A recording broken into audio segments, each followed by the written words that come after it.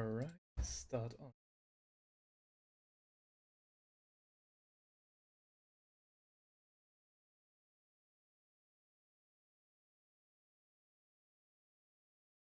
Hey guys, good evening. Sorry about the delay. Wanted actually to start an hour ago, but I got delayed. A little bit of a different setup today. I think it's see how this classical music in the background. Guess why not? Starting with Symphonic Gems Brahms Academic Festival.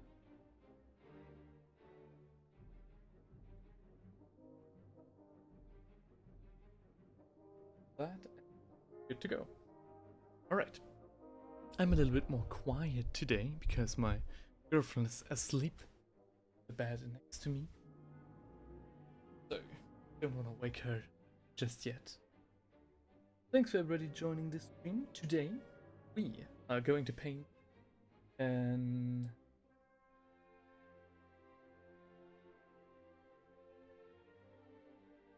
getting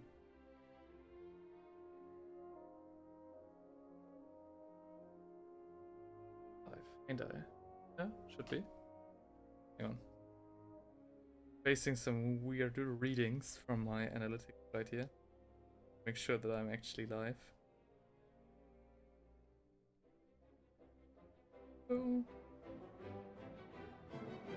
Alright, yep. Okay. We're live. Bingo.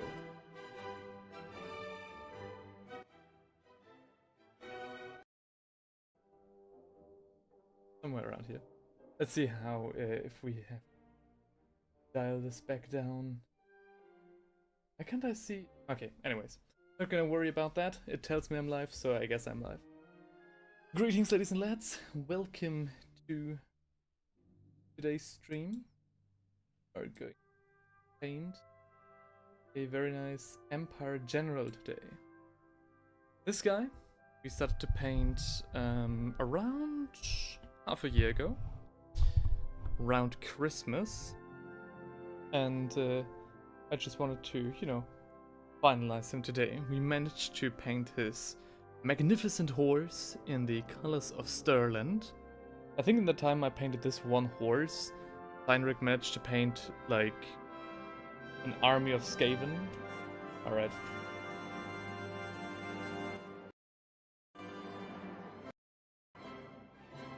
Alright. Managed to paint an army of Skaven.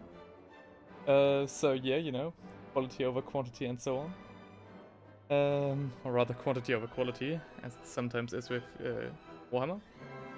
And today, I want to focus on the general himself. I want to do some non-metallic metal painting for the armor, giving him some of the colors, you know, of Stirland here and there. And yeah, let's just see how we go. I wanted to paint this Lothern Sea Helm as well. Wasn't quite sure if I wanted to do that today or not. A little bit more of a straightforward painting, you know, session, as you know, the metals and the white is already kind of in place. Got that one off eBay for like $5, so not quite sure what to do with that. And yeah, with that, actually not that good of a. Anyways. Actually not that good of a setup. Should have tested that more. Alright. Hang on. Sorry, I'm a little bit disoriented today. Don't know what's happening.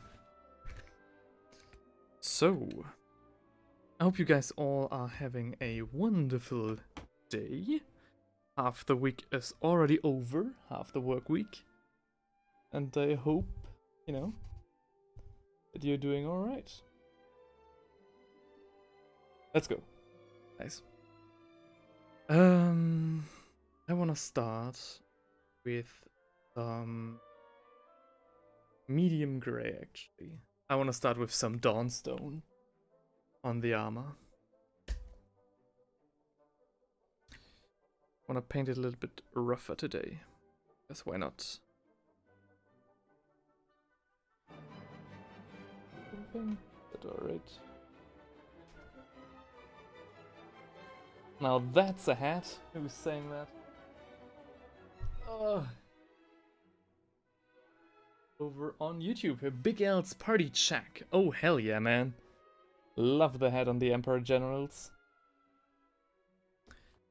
In my free time, when I'm, when I have vacation, I like one of my favorite hobbies to do is LARPing, and the Landsknechts on those events, like, they take their drip very seriously, so they beat us knights in every department in that category, and I love the hats on those as well. So yeah, today I'm definitely also paying much attention to the hat he's wearing, because this already looks great as it is, as a model, but in color, there's a lot you can do with that to, properly give it the proper attention it deserves. Exactly what we're gonna do today. What I'm doing right now is just taking a little bit of medium gray and, sketching in the highlights of the armor. I think the breastplate should be in Stirland's colors, so we'll leave that for now. The greaves should be metallic. Feet as well. I forgot the English word for that.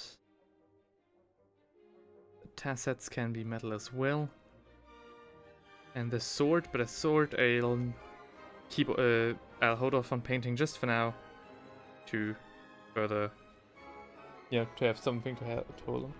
Bashak says, hello! Hello, man! I hope I pronounced that right. How are you doing? What brings you to me on this wonderful day? I hope the music is not too loud. Was a little bit, rushing to get here, so I didn't do a sound check today.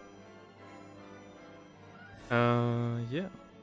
What brings you here? Are you two followers of Sigmar and his glorious, glorious empire that keeps us from being destroyed by malign forces unworthy of this face of the earth? Is this correct? A little bit, sometimes with these old models you actually can't really see what's being modeled. I'm actually not sure if this is a leather shoe or a full metallic, metallic boot. I'm guessing it's metal. He also has some nice pauldrons. I want to make those steel as well. Oops. My camera doesn't have an autofocus, so I need to sometimes look over to the monitor and check if everything's still looking good for you guys. Anyways, today, it's been quite a long time since I'm hang on. Where do I want to start? What do I want to tell you? There should have been a stream last week. Oh, Bashak said, you did pronounce it right, huh? I was searching for something to watch while I eat. I randomly found you. Music is great. If you have a playlist, I would love to listen to it. Yeah, sure. So if you're looking for video playlists, I have all of my projects orderly sorted on my own channel. And if not, I'll send you the link to the current track. So if you're looking for the music and not my videos, then this is the video you're looking for. Stumbled across this piece of music myself a few days ago, and I was like, ooh, wanna try that out for a stream. And kinda, I thought it would fit to the Empire as well.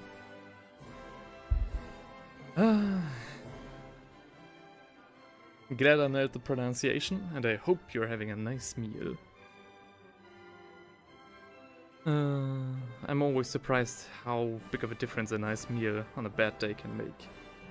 Or just a medium day. Alright. Yeah, there should have been a stream last week, but I, was in northern Germany and talking to my to the captain of the ship I'm usually working on during the summer, and he told me that he's currently short-staffed, and I made the very spontaneous decision to just stay a week and help out for the, more difficult journeys. Yeah, but just for the week, so that's why last week there was no stream. Rush Tail says hello! Hey man, how you doing? Great to see ya. Big L's Party Shack says, I always wanted proper Imperials as a kid, but secondhand Space Wolves are so much more affordable. Damn, yeah. Yeah, I know what you mean. Something happened to the rules of the Space Wolf that people just started selling them left and right. Don't know what though. Something happened. Don't know their rules that well. Rushtail says, I'm looking good. I'm doing good. Doing good or I'm looking good? I'm doing good. Although I'm sure he's also looking rather well today. Sorry. Glad to have you here, man. I saw that you were streaming earlier. Hope everything went well. Still very impressed with your grind. I could really, I really need to take you as an example on how to properly do this. Oops. And yeah, I think this is we're already on rather a good way. I don't want to use this medium gray too much, so I'm switching now to a rather dark gray, ashen gray, because usually when I do these non-metallic metal paints, they turn out rather flat with not much contrast. So today I want to really take care of that. Really pay attention to the contrast.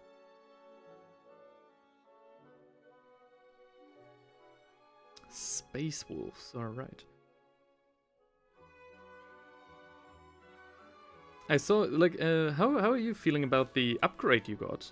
So, you're talking about secondhand, so I'm not sure if you're going to jump right in with the new models that got released, but, the new Logan Grimner surely looks very nice. And the other Space Wolves don't look too bad either. Big L says, the beckoning lure of a steam tank still haunts, but I'm too deep in bolters to change now. Fair enough. The thing is, I do have quite the big Imperial army and never got to paint it. Or rather, I don't have an Imperial army, but my friend gave me his, and it was like, okay, feel free to paint it, basically. And that's what I'm trying to do now. So it was like, okay, maybe some Stirland and militia first. And now that, the Empire is being revived with the old world, I for sure am looking at that Empire battalion like... The fact that they put a steam tank in there just shows that they finally, they really know what the people want. There's going to be a lot of back and forth, as you see right here. Just trying to blend this. The guy says, I bought the new army box, first time painting Marines again in like 8 to 9 years, and the scalps are simply stunning. It's as close to the perfect refresher as I could have asked for. That makes me really happy to hear. My friend and I, Theinric and I, when they were revealed, we went kinda hard on the Space Wolves. On the redesign. But I also said, as a, Space Wolf players themselves will probably be very happy about the refresh. I'm glad you guys got it, by the way. Back when I, wanted to start 40k, I definitely looked at the Eldar as my faction of choice. And then, didn't start playing them because the models were just too old. And I was like, nah, I don't want to do that. And the other reason was, I didn't want to start Eldar because I played High Elves in the old, fantasy days. And I was just sick of being outgunned every single time I waltzed onto the battlefield. Because one of my friends played Dwarves and the other played Empire. So yeah, I was sick of having only, bolt throwers for an artillery. And when I looked up the Elder Arsenal for artillery, I was like, nah, dude. This one platform ain't it. That's why I chose the Astra Militarum. I am never outgunned. I'll never be outgunned again.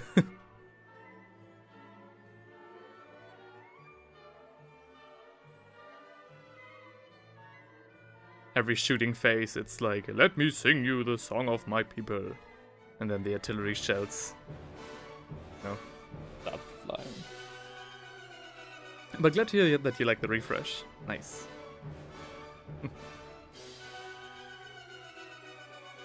Alrighty. I think the metal is now... I am being rather rough right now, and then we'll be a little bit more thorough later on. Because just for now, I just want to get the paints down. Up and running. What colors did I use for this guy? This looks like Castellan green. Huh? It could also be Caliban green? Nay. No. What about Vulcan green? Maybe. I think I'll try Castellan green first. Wolves have also had a very specific sting to them. It really clicks, or it doesn't. Yeah. Sometimes a dogman riding an anti-grav chariot in a semi-truck's worth of armor being pulled by a cyborg wolf is the coolest thing a 13-year-old you has ever seen. Sometimes it's stupid looking. Nah, I'm always, like, I always found that cool, not gonna lie. Like, Logan Grimnor on his chariot is fucking cool. I also like the special interceptor the Space Wolf has. Like the Thunder Wolf or something, like the special, speeder. I always liked that a lot. And I think the Space Wolf do kind of have a cool aesthetic. It's kind of like, Bricky, the YouTuber who made the video, every Space Marine Legion explained. He said, well, if you look at the Space Wolves, it's very obvious what they do. If you see Vikings in space, that's it. They are Vikings in space. So that's kind of like the hover brick. Yeah, pretty much. I think that's very cool. I love that fucking miniature.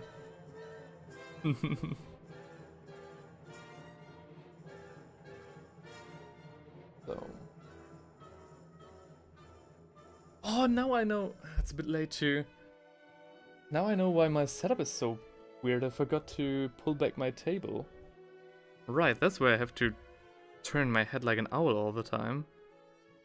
Alright, damn. One week out and already forgot how to do this. But yeah. So what I wanted to say basically was, I kind of like the Space Wolves, but I also like get tired of their gimmick quite quickly. And that's all. I think they're cool. I think like all in all, I think they're cool. But as someone who studies character design, alongside his art classes, it's kind of like, okay. Do you 3D print these figures? No, these I actually bought from a company called Games Workshop. They make these figurines and sell them for an insane price, though I do have some 3D printed ones as well. For example, this nice turtle man. Look at this guy. Ah. Whoa!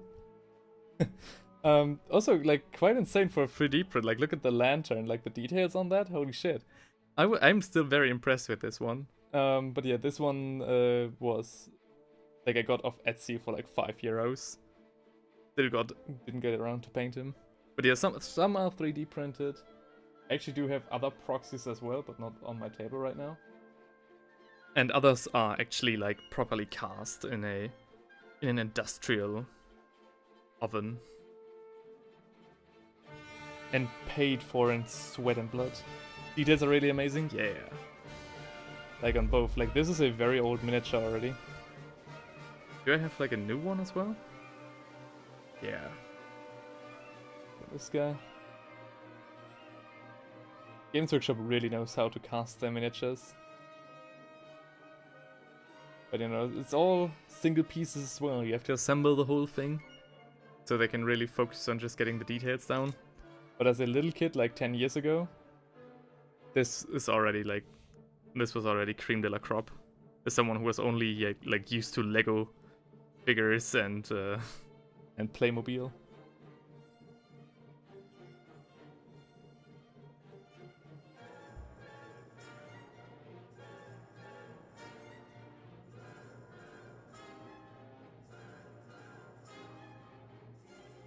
With the metallics and everything, we'll of course do, again, more proper blending, proper painting later on. Now I just want to, you know, jot down the paints as quickly as I can to just get on with it. Oops. A little bit dark, or isn't it? Or can you guys see? Hope you guys can see very well. So his codpiece, what are we doing with the arms? Hang on.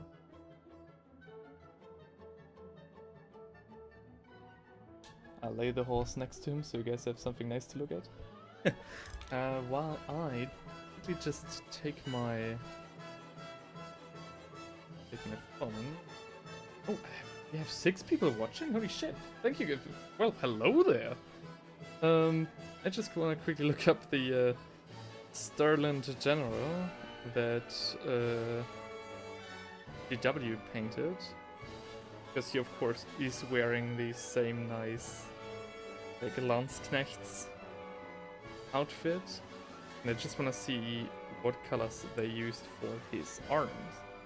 So, if we look at that, can you guys see that? If we look at that, we see that they painted just the entire torso silver, and then green and yellow for the arms, which is alright. Could do that. But I think I'd invert that. I'd paint the arms in a nice yellow. And inside of that green. Which means that we will start with green. Oh. Hope you guys are doing well. Guys are doing all very well. Next week. Will it be next week? Yeah, I think next week will also be another video. It's already cooked up and everything. Just have to hit the release button. And after that, so the next video will be about Stormcast Eternals. Like a quick video that made me go insane. Because of how simple it was, literally. And the video after that will be about Death Guard, right? Also completely filmed, just have to script and edit that and get it out. The 2 videos after that will be Tyranids and Skaven, so we'll come back to Age of Sigmar and the Old World, because I feel kinda bad, because when I started this channel a few years ago, 3 years, goddamn, yeah, it's been a long time. People were so happy to finally have somebody who covered Old World and fantasy. And then I got sucked into the 40k verse. Because in my opinion, the lore is just too dang good to pass up. And yeah, since then I've been kind of really focusing on 40k. Kind of feel like I somewhat left my base audience. Whoops. Okay. The green is in place. In terms of the shield, we should do a yellow undercoat. What did we do here? I think this yellow we did build up with Zandri Dust. Zandri Dust, if not XV88. Let's quickly have a look. No, this looks like even a Legion Drab. This could be Steel Legion Trap even. Yeah, yeah. Alright. Steel Legion Trap it is. Vash1585 is there. Great job on the recent video. Enjoyed seeing your projects. Oh, thanks, man. it really did not perform well, but I'm glad that you enjoyed it, and it definitely was a passion project as well. Like the video in and of itself. Very glad you liked it. You know, I thought I always say that I'm so busy, I can't make videos. I'm sorry, guys, and so on. Like last year, I only got out 4 videos, and I finally had it. I was like, okay, the people need to know. The people need to know what's keeping me from them.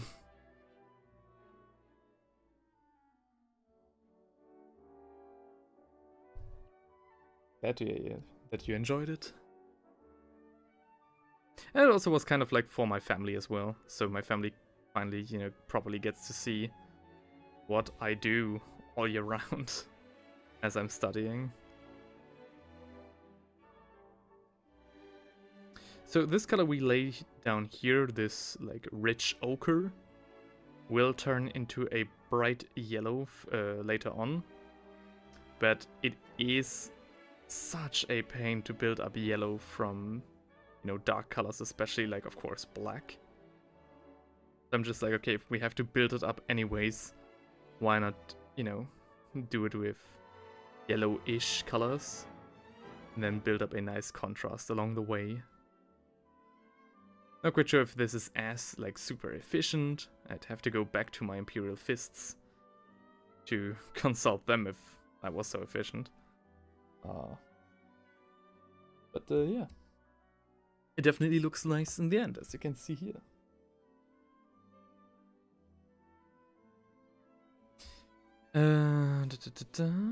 So, and once this color is down, the whole thing will take a lot more form as well.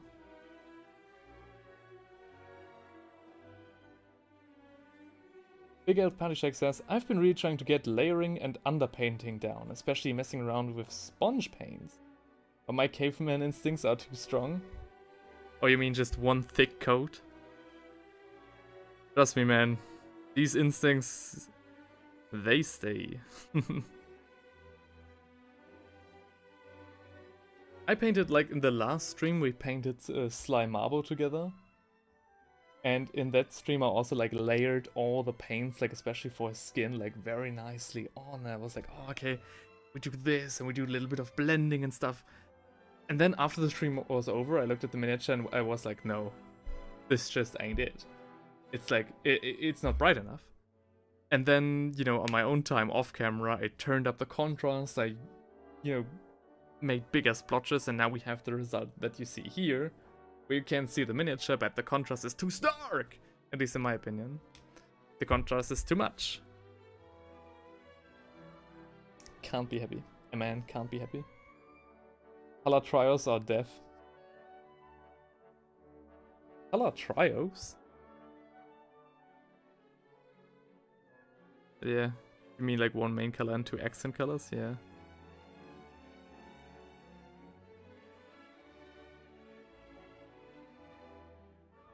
I mean, color trials are what make miniatures interesting, right?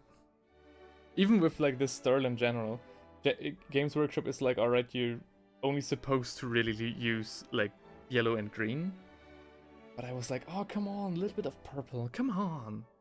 Come on, just a little bit of burgundy, It looks good. Just don't overdo it. And know who your main actor is. And then you'll be fine. Settle for a main actor, settle for an antagonist, and then basically as comedic relief, you put in a 3rd color, and you're good.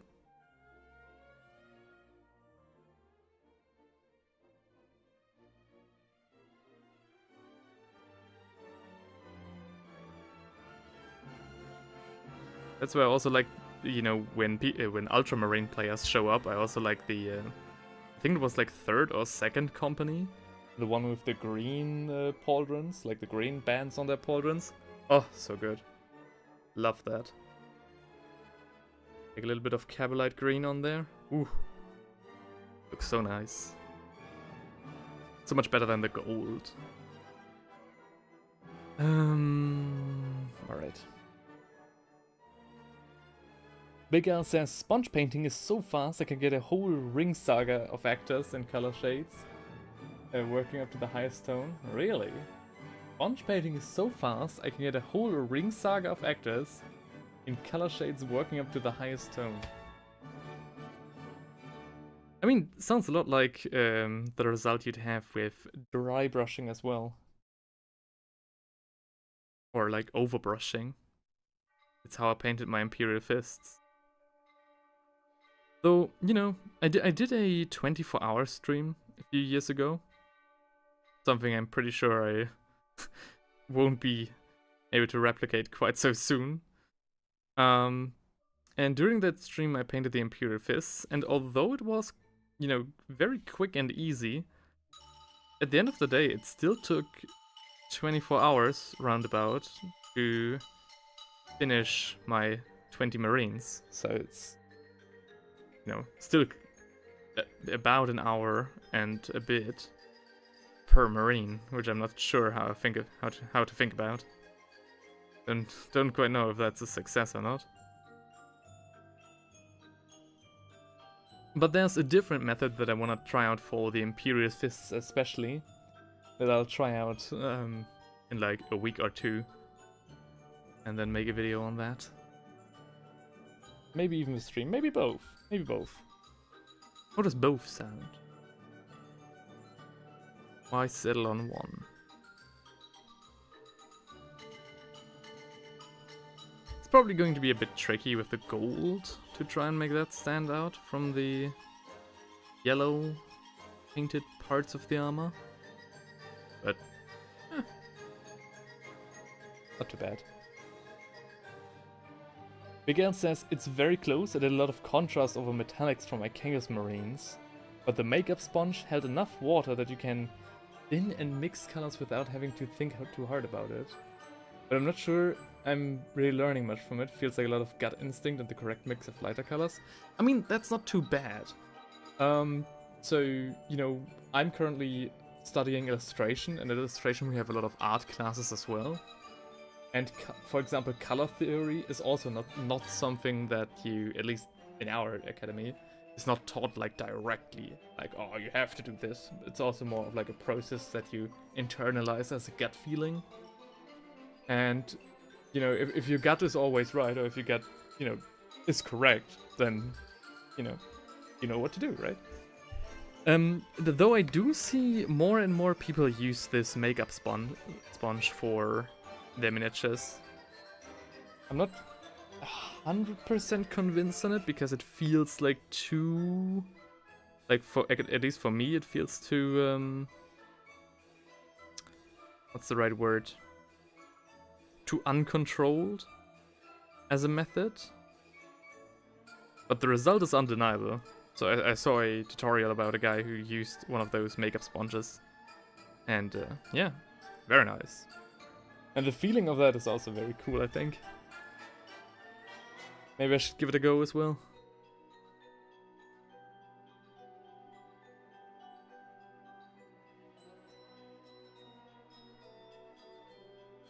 You know what I'd love to do?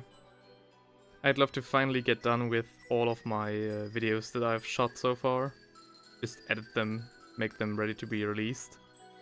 And then use that free time, where I don't have to edit, just make wacky streaming projects. For example, I have an entire Cadia Stance box set still on my shelf. And I think painting those in like some sort of like subathon or like 24-hour stream would be so cool.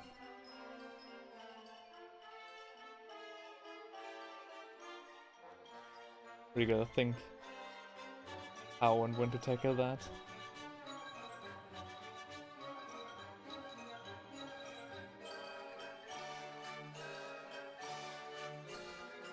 That might be quite difficult with my girlfriend around.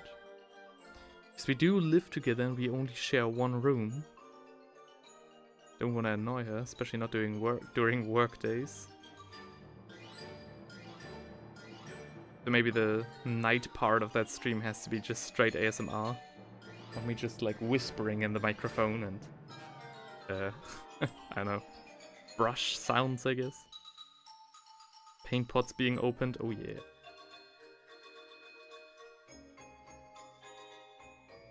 You know what's still the biggest betrayal, like the biggest recent betrayal I've seen from a miniature painting video?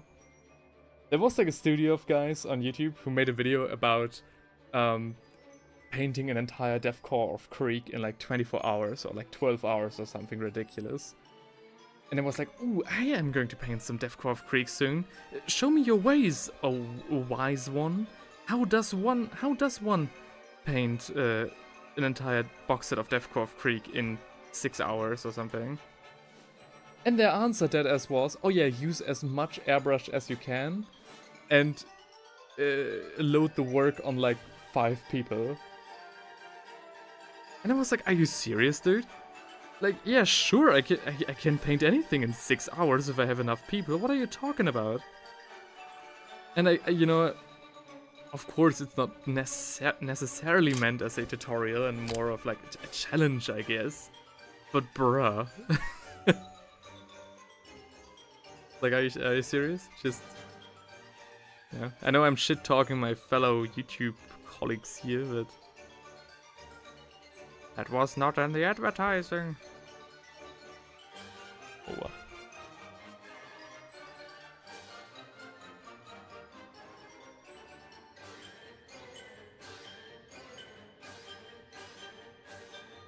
I'm very intrigued to see how far we will get with this guy today.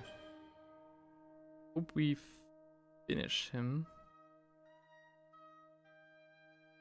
What time do we have? 9:43. Maybe. Kinda difficult to handle. Maybe I should have glued him on his horse. Should have glued him to his horse before starting the stream. Nope. It definitely does not make it more easy to paint.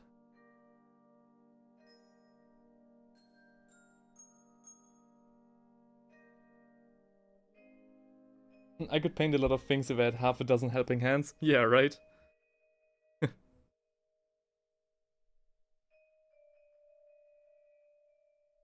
That's what I guess I like about Goobertown Hobbies. The guy who, like, he does a lot of, like, 24-hour stuff, and it's just him in his studio. And he still takes time to pet his cat and stuff. But yeah. Imagine if somebody came up with like a speed painting guide. Like, oh, we're going to speed paint the Death Rattle Tomb Host or something, right? And they're just like, okay, step 1, get 5 people. Alright, cool. But again, maybe I've just missed... ugh. Maybe I've just missed the message of that video in particular. What about his hat? Oh, this guy is not wearing a hat in the photo. That's not too good. I don't want to make his hat... I don't think we'll give him a green hat. So I'll just stab some yellow in there. Yeah, we'll give him a green hat. Just some yellow in those parts. 3, 4, 5. And then we'll head back with green. Speed painting is a myth pushed by big workshop to sell army boxes. Honestly, you wanna know my honest opinion? I think you're goddamn right. I think you're goddamn right. Ah!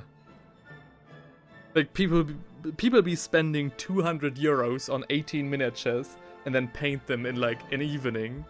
Just so they have them ready on the table and stuff. Oh, look at how quickly I painted these miniatures. No! No, you spend too much money on that. No, you spend too much money on that. Take your time, dude. Take your time and paint your miniatures. God!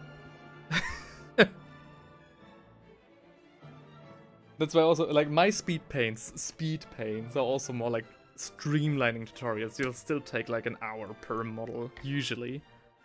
I did like 2 speed painting tutorials for Theinrig, one for his Skaven and one for his Tyranids, both of which he didn't follow. But those were actual speed paints where you had like the entire miniature ready in like 15 minutes. But I can excuse that for like 40 Termagants, Gaunts. I can't excuse it for 5 Chaos Knights. Bruh. No, take your time. You're spending so much money on your miniatures. Enjoy it, dude. Enjoy your purchase. Why does it have to be rushed all the time? But I need to have it ready for my next army thing, my next Warhammer game.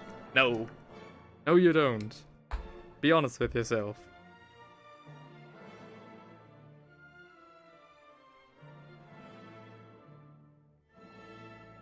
How competitive can a person play to always need their army completely ready on the go? Watch the opponent be like, oh, well, you've only used actually, like, you can only discern 2 colors on the table, so it doesn't count as painted, so I automatically start with 2 victory points. Like, bruh. Big Al says, I'm moving fast, but it's still going to take me weeks to finish everything to a level I'd want people to look at it. Yes, yes. And that's what my gripe usually is with speed paints as well. A lot of speed paints look good like on the table, which is important, of course. But for me, a miniature has to pass 2 tests. One test on the table, and one test up close. And, you know, one does not necessarily mean passing one of these tests does not mean an automatic pass for the other. There are a lot of miniatures who look amazing up close, especially under like perfect lighting conditions, and then you can't see what's going on when they are deployed on the table. A lot of grimdark miniatures have this problem, where, you know, under perfect lighting, the miniature looks amazing and you can see all the nice little things and grimy bits. But on the table, they're just a dark blur of like brown and grey tones, which is very unfortunate.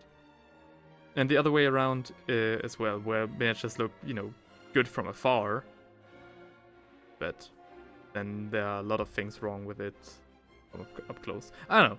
That's just a personal preference. I also know that like not necessarily everybody has a lot of time on their hands to finish an army.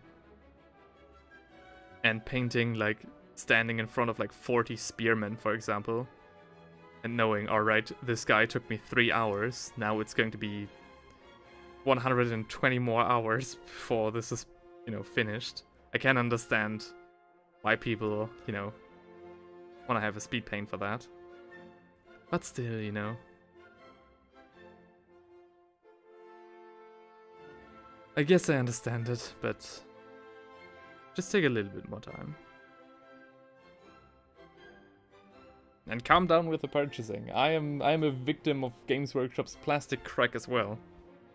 I do have, like, if you guys could see that.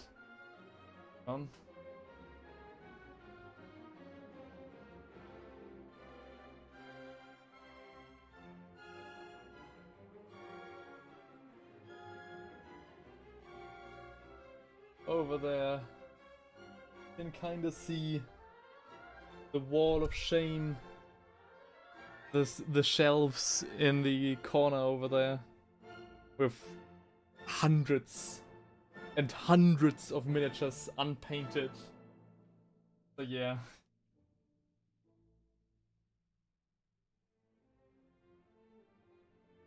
I guess I'm just too slow as well.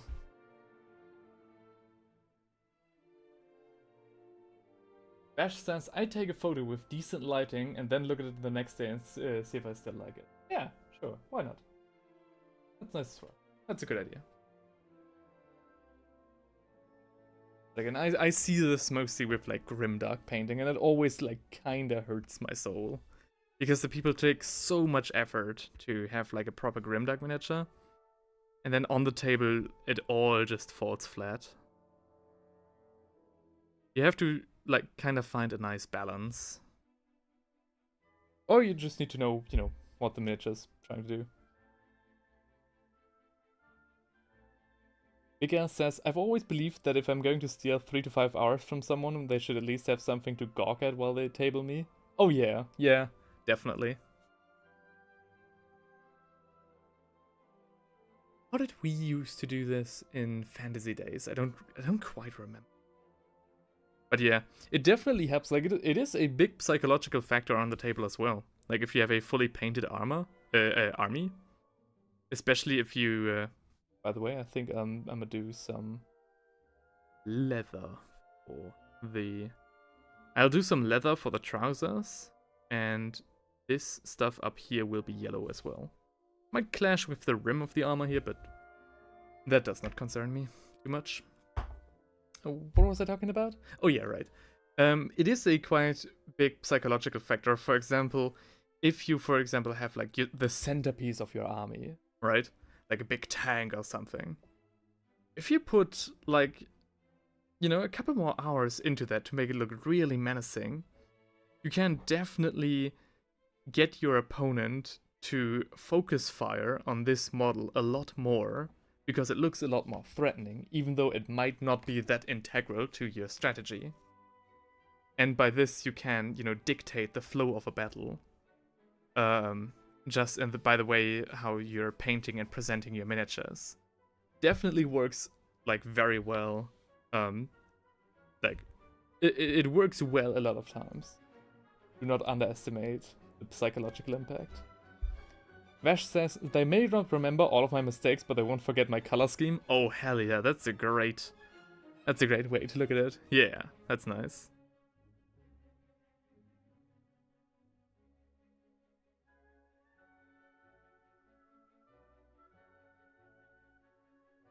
And it's just so nice, you know. I don't know about you guys, but me and my friends always take pictures in between turns. So once a player has finished their turn, we take a picture from how the table looks.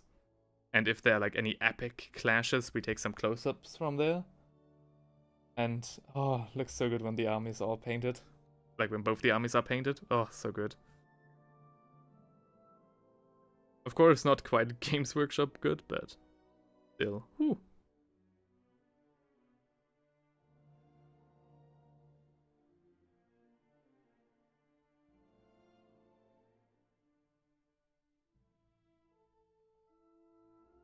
Yeah.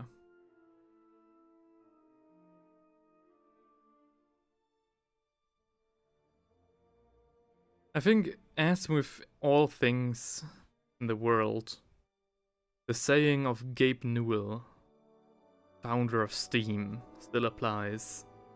Delay is temporary, suck is forever. You know? Your miniature might not be completely ultra super duper ready when it hits the table. But continue to painting on it even after the game, you know, will lead to such a nice result.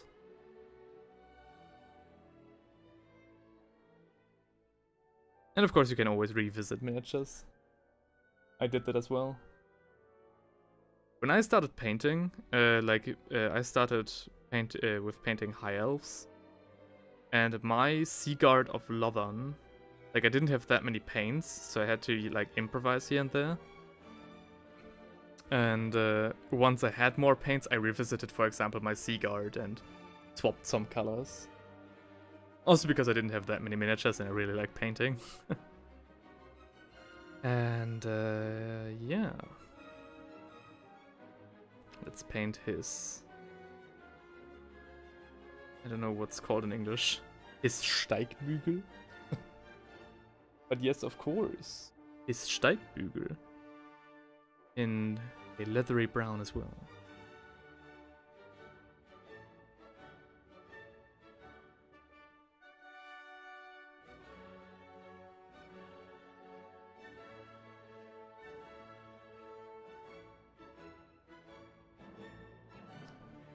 But yeah, the plastic crack addiction.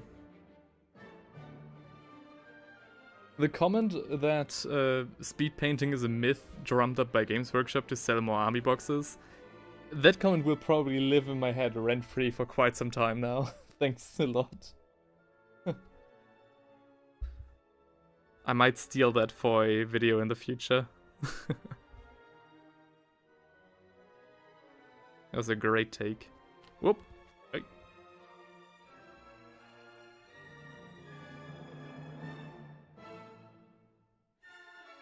Oh. Oh, writing on. Oh.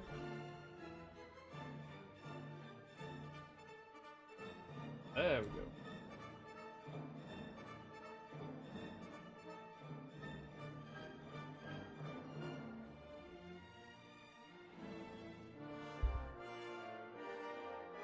But yeah.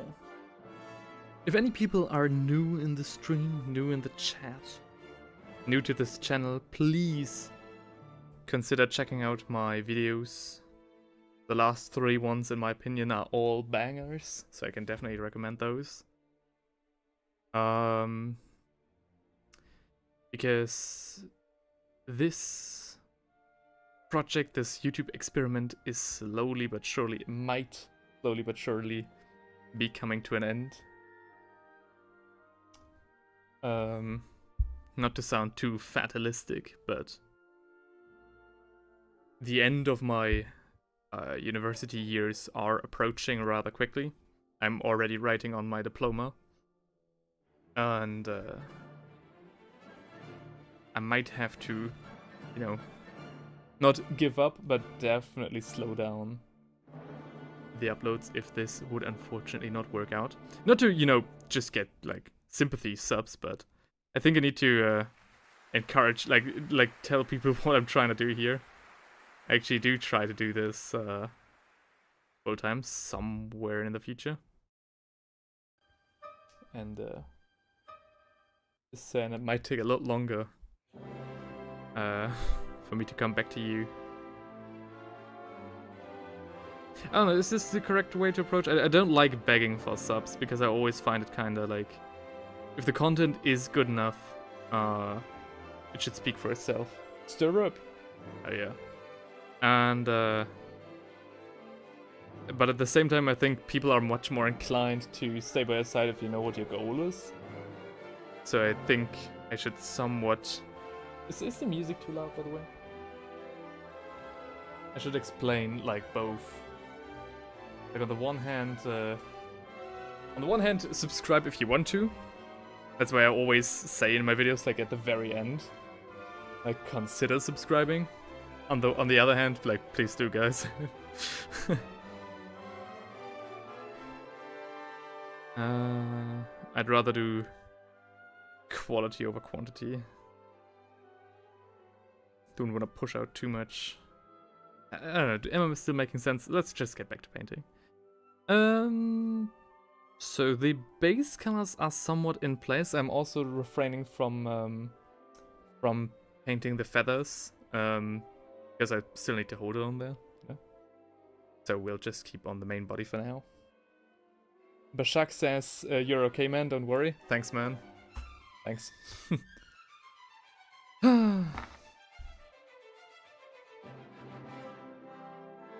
Good to know. Alright, next up, we'll take some Everland Sunset, because I wanna... do we though? Nah. We'll take some... I folded under no pressure there. We'll take some Lauren Forest. I think that's the right move. And get back to the green.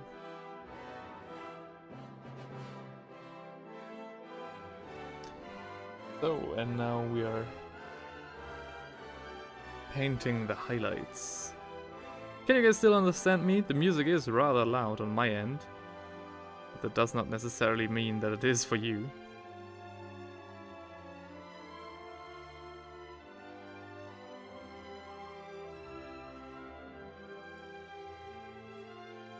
The readings are all fine, but I don't trust the readings as much as I trust your opinion. So just some highlights here and there.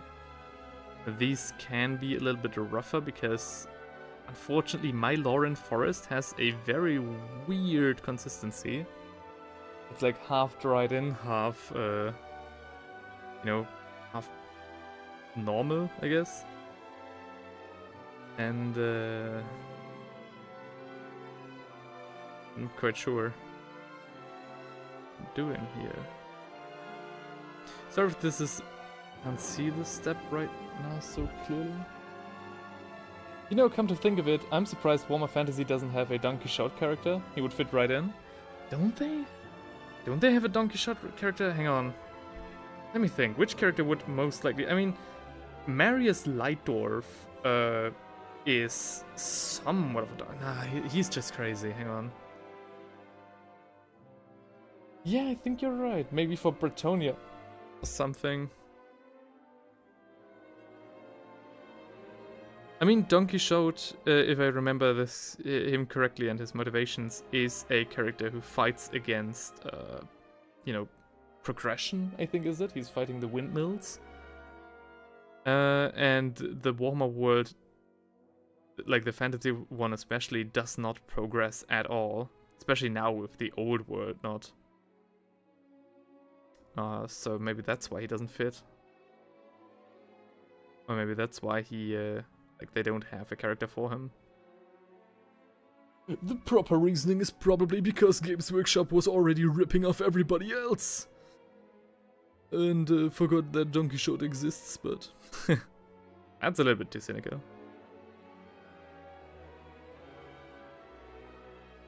But yeah, is there no Don Quixote? Oh, hang on! Kinda like, what's his face? The one dwarf, Ironbrow, I think is his name. Is it named Ironbrow? The one dwarf that you can also play in like Total War Warhammer, that is completely against like the progression, does not like muskets and cannons and stuff, and is more a fan of like bolt throwers and crossbows and stuff. Isn't he kind of like a Don Quixote character? Maybe I'm putting too much value on the non-progressive side of Don Quixote, but...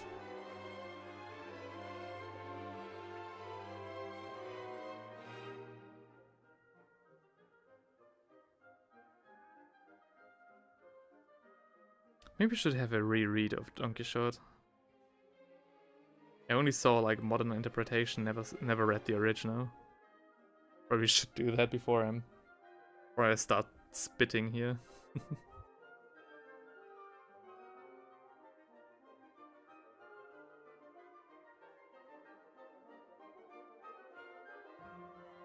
So, there we go. A little bit more green here and there. Ah, there we go.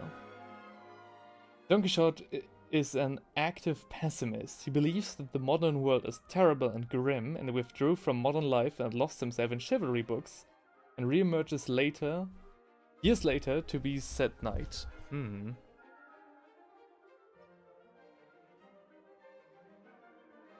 Maybe, yeah.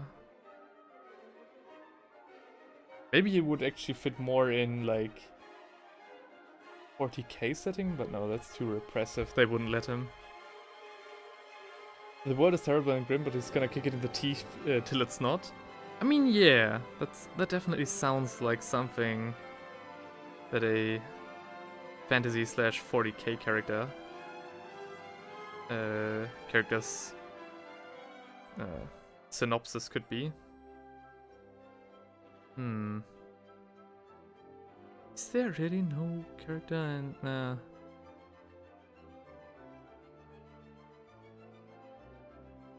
a guy who... I mean, I guess you can see these... I guess you can see these character traits here and there every now and again in, like, characters. Especially of the 40k verse, but... yeah, probably a proper Don Quixote character. Like maybe a character who's trying to rebuild something? No. No, Karl Franz wouldn't fit.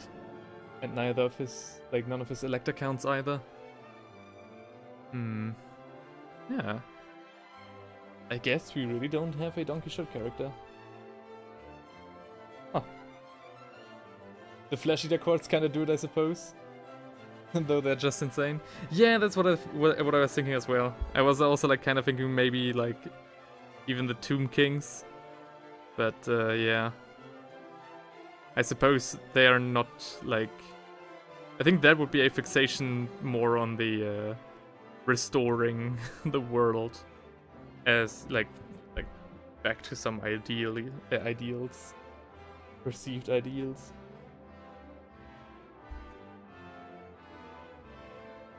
Again, I guess I have to read up on him to make an educated comment on that. But I mean, we've got everybody else. We've got Thorin Oakenshield, we've got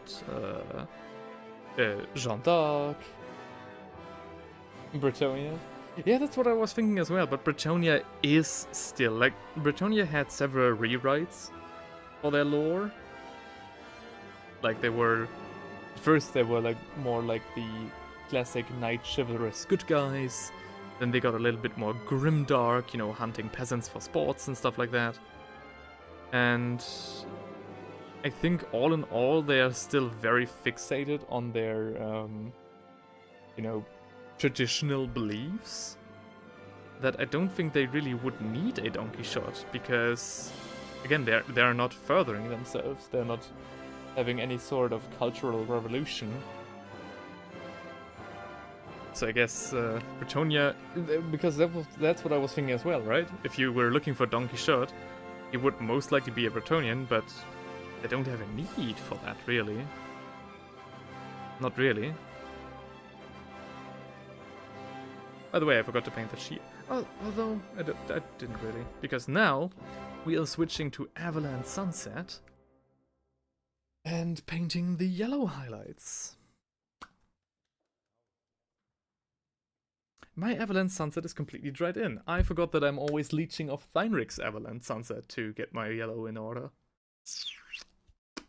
Well, maybe we can still work with something here.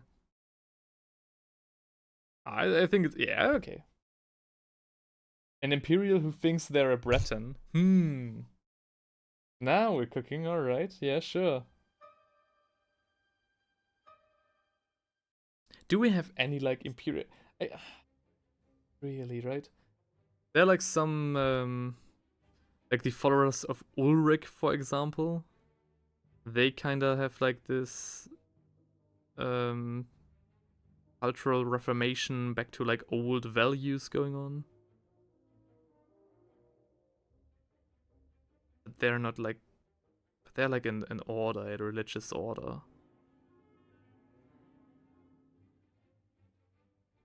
Again, I think what is necessary for a character like Donkey Shot to appear is some sort of like cultural revolution that that we don't have in fantasy, because everything is just so stagnant. I think you could make an argument that maybe Gilliman in 40k is a Donkey Shot character, because he sees what the Imperium has become and now, you know, stuck, or not stuck, but like hanging to his old beliefs, he's trying to reform it back to what it once was, maybe. Old lady of the oil-slicked industrial run-off lake, hear my pledge to destroy the rather progressive and forward-thinking empire of France. Hell yeah. So Donkey Shot is coming from, is a Nuln man. Oh, hang on, did we have a new follower? I didn't... What? On Twitch? On. I am Adeline is following me now. 9 minutes ago. Oh, hey. I am Adeline. Thank you so much for subbing on Twitch. I didn't like... I'm... yeah. Sorry for not mentioning that. Thank you very much. I don't get the notification sound through my headphones. I don't know why that is. I have been trying to correct that, but I... Oh, hi! Nice. Alright, yeah, thank you so much for following. Again, I don't hear the notification sound, so I'm not ignoring it. I'm just not, like, I'm not getting them. And because of the way my setup is currently, you know, set up, I'm having a hard time seeing if any notifications pop up. Hope you're still having a nice time. But yeah, I guess Donkey Shot would most likely come from Nuln. Or, ooh, maybe like a backwater village. And like a guy who thinks like more or maybe actual a Bretonian who comes to the Empire and thinks it's much like his home, you know, his home country, only to cross the mountains and find themselves in Nuln, like the industrial might of the Empire, and be like completely shocked and appalled by what's going on. I don't know, maybe. Yeah. Nobody says, hey yo, hey man. This is kind of awkward because I received an email that I think is from you. Sorry I didn't answer you till now. I'm not ignoring it. I'm thinking of it all the time. I just wanna, you know, give you a proper address where you can send your Kayatan to. I just haven't gotten around to you know, inform my post office or work out with my post office how to handle this. I'm just about to ask my university if they can get my package instead. Sure did. No props. We all have things to do. Well, thanks man that you're thinking of it like that. Oh god, they let women read here. We must return these poor people to the old ways. Well, does the Empire, like, is the Empire really that progressive? I don't know.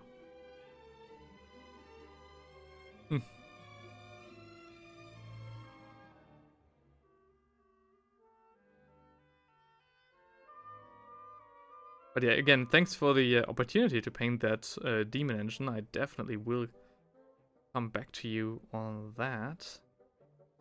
It's just, again, I stopped giving out my private address, and I'm now just looking for a way to accept mail. And for some reason, if you open a PO box in Germany, that PO box is not able to receive packages. Only letters. And now I paid for this PO box for a year. And I'm actually questioning why it is like that. Like, who needs a separate box for letters? Sounds just like a way to, like, I don't know, cheat on somebody? I don't know.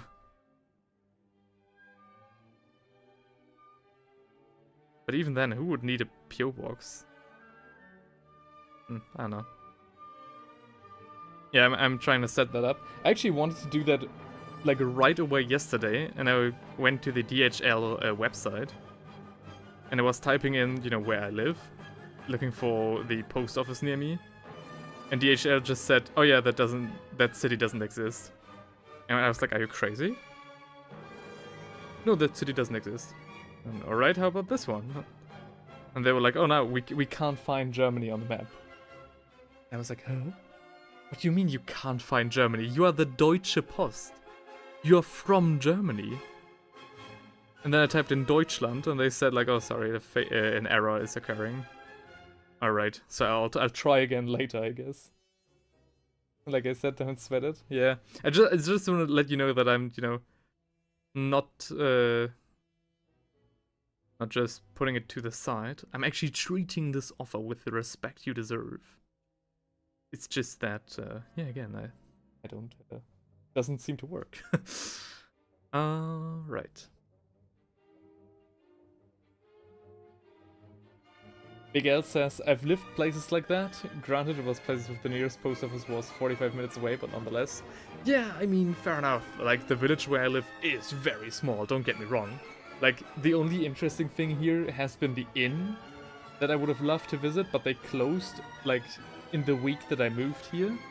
So now even that's gone. The last thing that we have is, like, a small kiosk. But yeah. Still, we can get mail here. I don't know what the problem is. But yeah, it seemed to have been an error on the website. But it's kind of funny to have like the German post office tell you that Germany doesn't exist. Dude, just noticing the awesome music? Hell yeah. We are currently listening to Bernstein's Academic Festival Overture. Hell yeah. Oh no, it's still from Brahms. Okay. Hell yeah. Yeah, I was kind of, I kind of was sick of the fantasy tunes. They are still great and I love listening to them, but... Bruh. You can only do so many streams with those.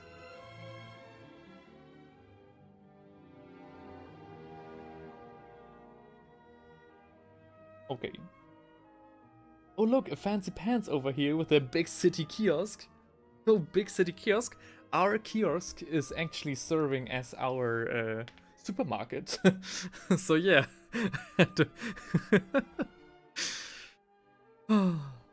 It's fun.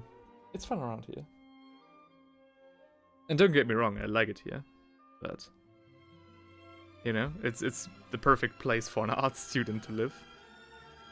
No social pressures. Not that I would worry about that, but I also, I don't get tempted to leave my flat. I can sit here and paint all day. Very nice, very nice. But yeah. At least an inn would have been nice. Is the kiosk in Deutschland? maybe I should ask them. Are we still in Deutschland? Oh yeah, this Academic Festival Overture. Hell yeah.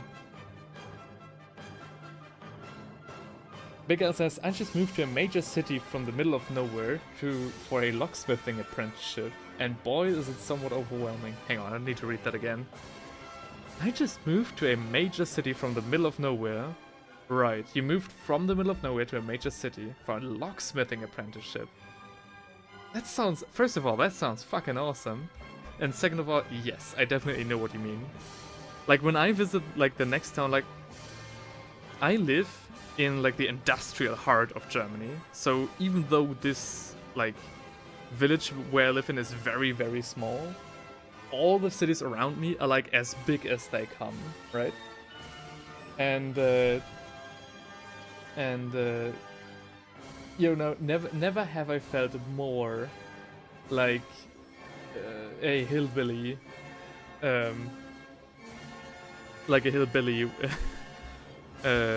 when I visited those towns. And it also doesn't seem to get better. Like, I know these towns now, but I still feel overwhelmed.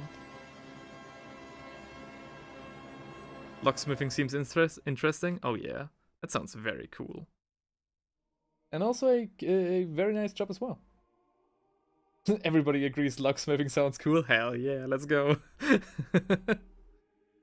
That's what I want to see. I fucking love this community.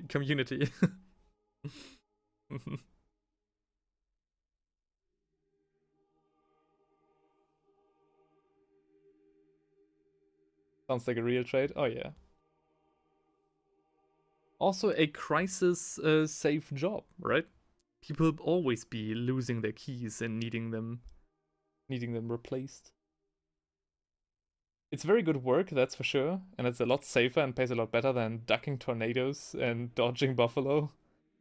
God damn. And I got a cool van. Oh hell yeah, locksmiths always be having the coolest vans. Nobody says, I learned logistics. I feel like I'm not contributing to society at all. Are you crazy, dude? Logistics is like the backbone of every society. Oh.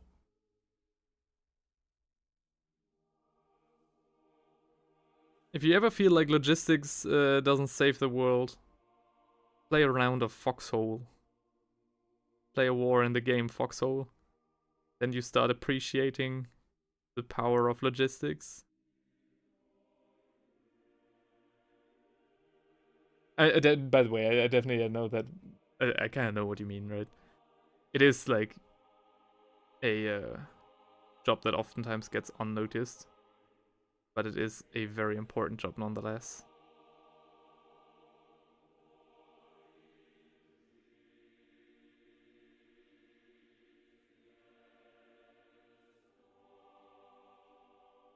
Um, Big L, you have everything, dude. Yeah, yeah. He's got a cool van and real trade. God damn, that is a man. And he's playing Space Wolves. Hell yeah. Tell that to my boss so they think I could do it. Huh. Yeah. But it wouldn't be as cool. Logistics is power to have a fully functioning Burger King halfway across the world 36 hours after a land invasion to the Middle East. I know what you're referencing, and yes, that is cool. Or the ice cream ships in the Pacific. Ooh. Yeah. You know, I don't want to talk about politics in here, but this is like less politics and more history. And I recently heard of like an interview where a captured Axis soldier was asked, okay, when did you know you were losing the war? And the Axis soldier said, well, we intercepted a logistics convoy and we found a chocolate cake. A chocolate cake sent from America halfway across the globe, and it wasn't spoiled. That's when we knew we lost. That was cool. Lovely interview. And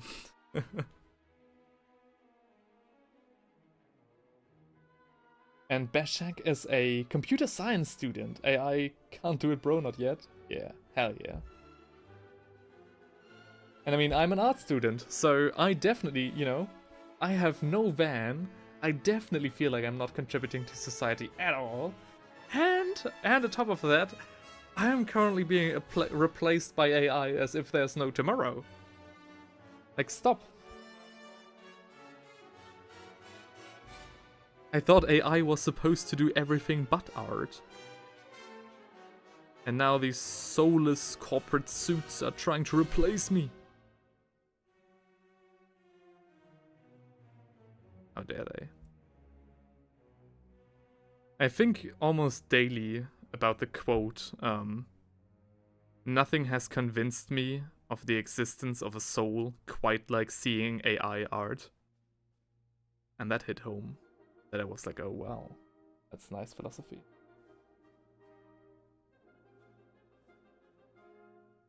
But you could be living in one? Well. Bringavat says, don't worry dude, we'll get your YouTube going. Oh man, would be nice. I'm trying. But if this doesn't work out, you know.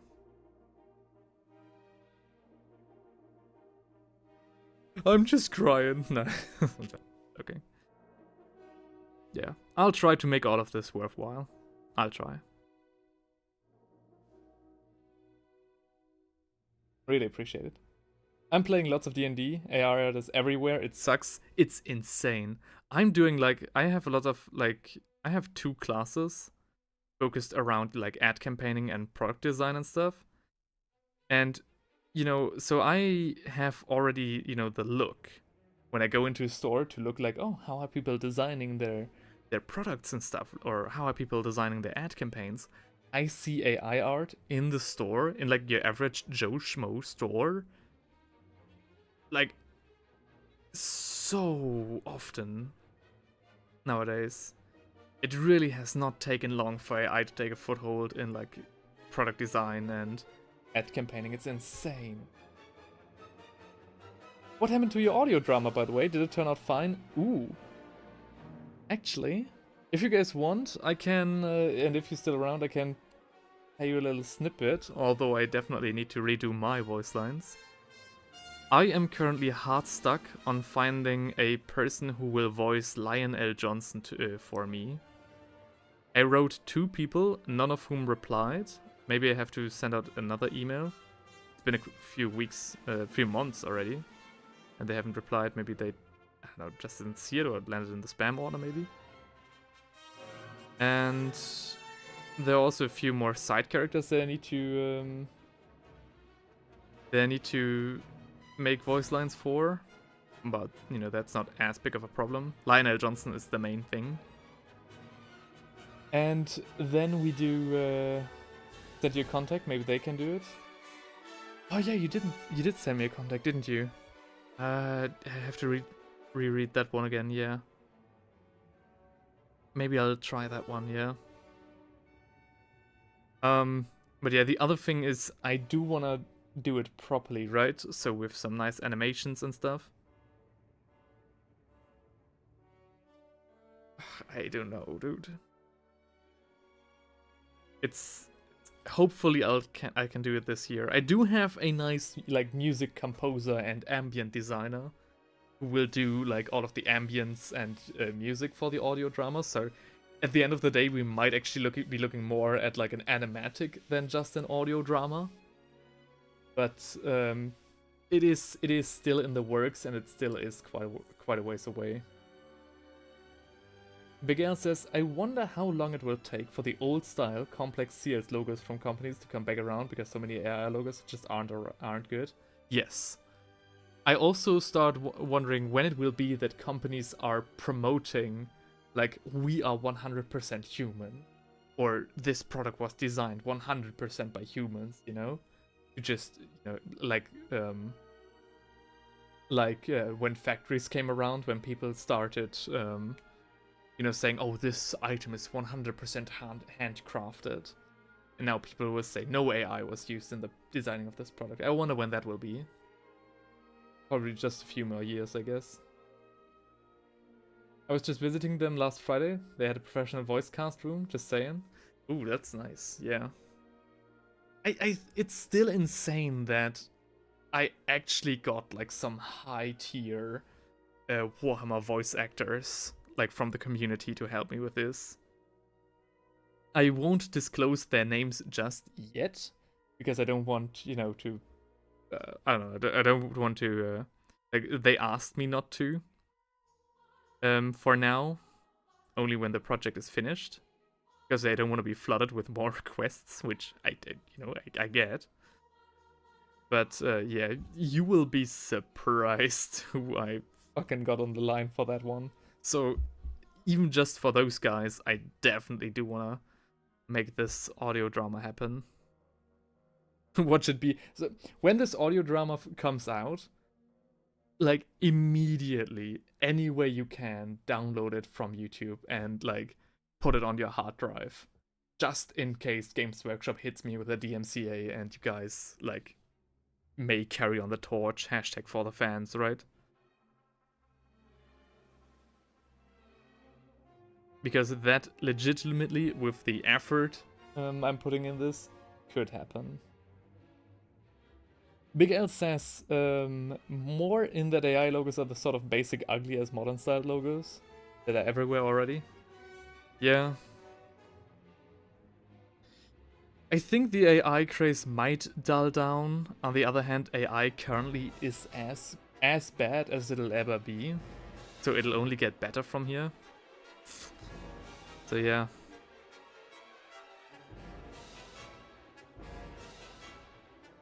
I also am quite sad for the people who have like the same style as the AI, because AI like tries to always be like rather realistic, right?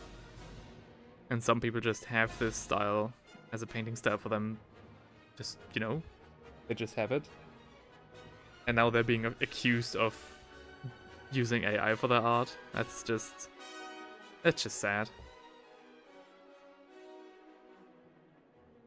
OGW will be out for your butt immediately. Maybe, dude. Maybe. Maybe I'm overconfident in the success of this audio drama. But, yeah.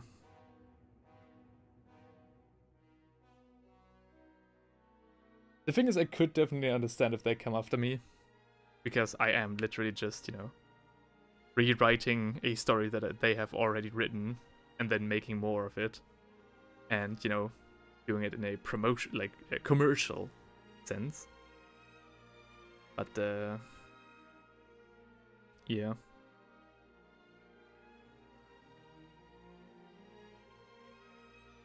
Would still be kinda mean.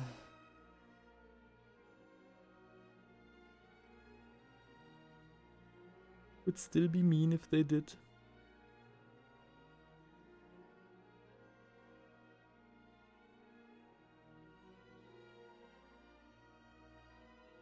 Okay. We are definitely moving forward. just right now wondering if we should continue with the green or rather with the yellow. I think the yellow is the right answer. Yeah. Putting some yellow down here. Just a little bit where the light hits the inner layer of this hat. Nice meeting you guys. Have a good night. Alright, Bashak. Have a good night as well. Thanks for coming around, and I hope I'll see you again sometime soon. Bye bye. Could you really quickly lay down how you did the yellow? Yes. Oh shit, it's Overture 1812. Alright. Sure, best version ever. Let's go. Bye bye. Thanks for sticking around all this time. Really appreciate it. Yes. So far, what I did was, so we are working with a black base coat, which is already a huge mistake when trying to paint yellow, but whatever. Then I put down some Steel Legion drab as like the base for our yellow, because we have to work it up anyway, so why not do it slowly with the proper colors. And after that, everything I did was just put on some Avalanche Sunset, where it basically made sense, leaving, you know, a bit of Avalanche Sunset in the shadows to, yeah, get the first bit of contrast and structure going. Couldn't place the brown tone? Oh yeah, for sure. I couldn't either. I had to take a shot in the dark, basically. Thankfully, I landed correctly. And now, after Avalanche Sunset, I will take some Flash Gits Yellow for the truly most highlighted parts. Do I, though? No. This doesn't look like I did. Huh. Anyways, disregard the Flash Gits Yellow. Maybe we'll do one last coat after everything is done. With the horse as well. But if that's not the case, I will just take some Auroch Flesh. Auroch Flesh for the green to highlight that. Every time I hear Overture 1812, I have to think back on, I think, the second video I ever did about the Death Strike and the Manticore, where I used that for the finale. Good times. And just sketch in the highlights.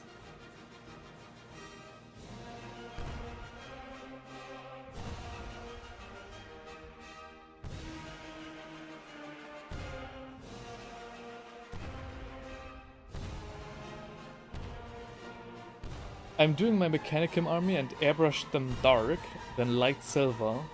Was planning on a green armor plating, but the yellow kinda changing my mind now.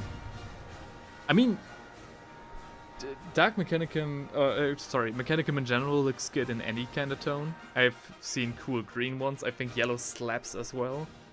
Personally, if I ever do a Mechanicum Force or like Mechanicum Insignia, I will do a Riser.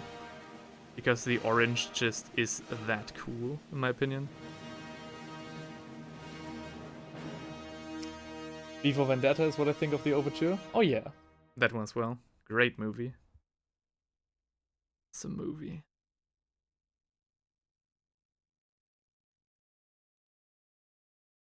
So let's do play.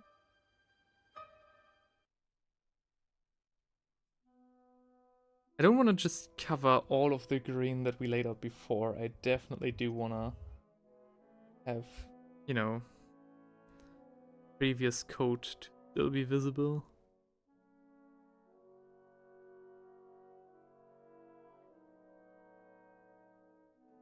It's a little bit too dry.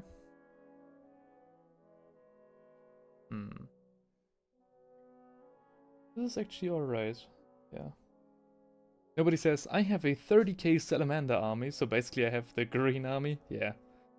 And just never think about yellow for an army highlight. Oh yeah.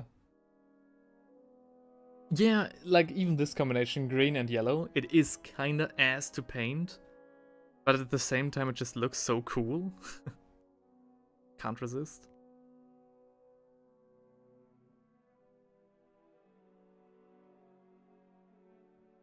And when I say ass, I mean mostly tedious. But, you know.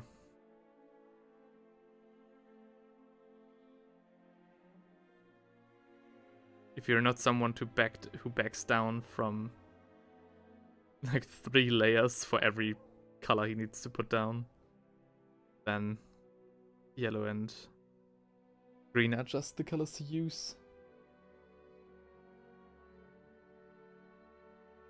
The Stirland color scheme is just so cool. All my homies love Stirland's color scheme.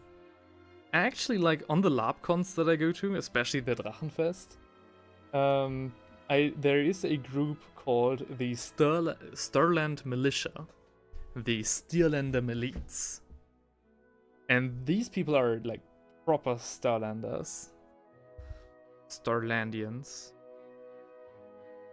I really like their outfit and their demeanor, and of course they play Warhammer as well. So yeah. Definitely better neighbors than the orcs we had at this in the same year during the next con. I mean, those guys were alright, but you know. You know.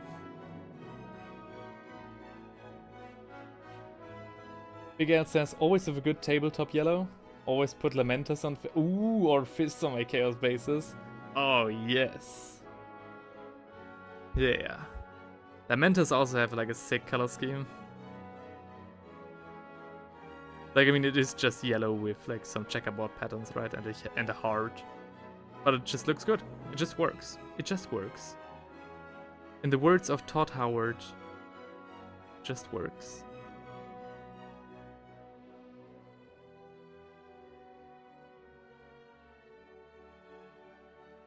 Oop, sorry.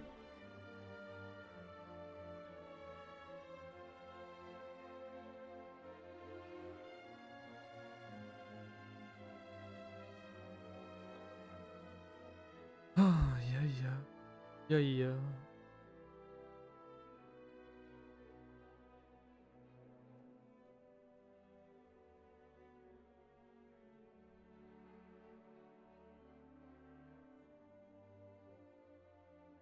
What else is there to talk about?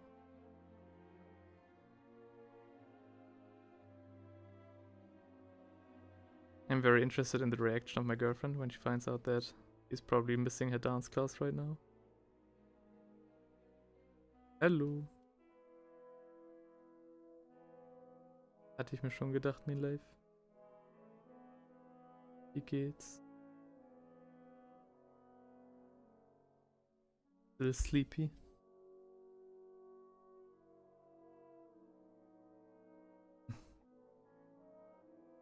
Just woke up.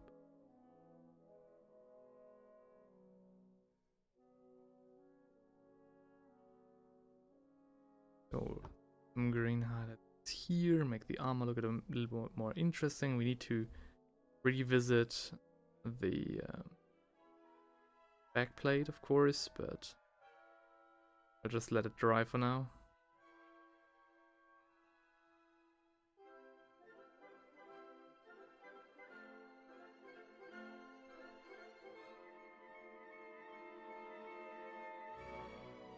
Come on. Blend in there.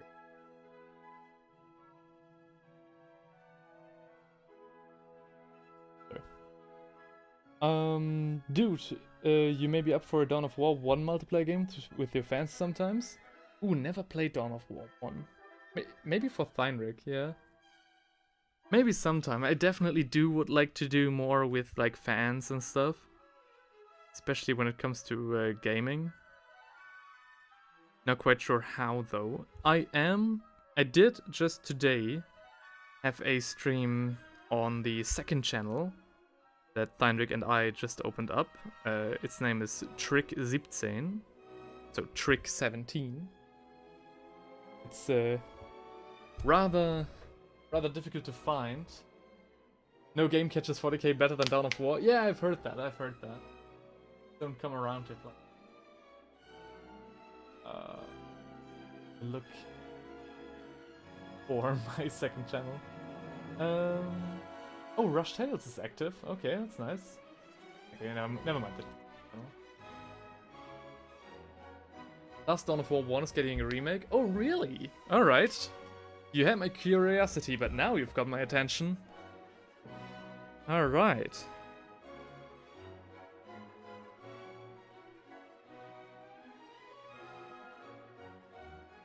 Maybe then I'll check it out. I did recently come across a game called Warhammer 40k Relics, I think. And so that's basically like Civilization, but with Warhammer. And of course, you know, a lot more focused on the war aspect than the civilization building aspect. But that game was incredibly addicting in like a very short period. Of course, playing the Astra Militarum and plastering the map with basilisks and tanks and hordes of guardsmen.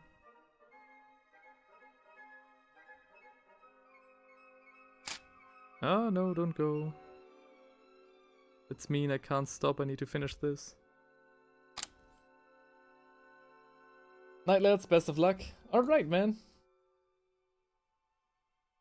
Night. Thanks for sticking around all this time. Thanks for commenting so much. Definitely makes these streams one hell of a lot easier when people are walking back to me. Have a nice night, man. Alright. The head looks good. The backplate looks good as well. Let's do just a little bit more of this. We can be a little bit rougher here, that's not the problem.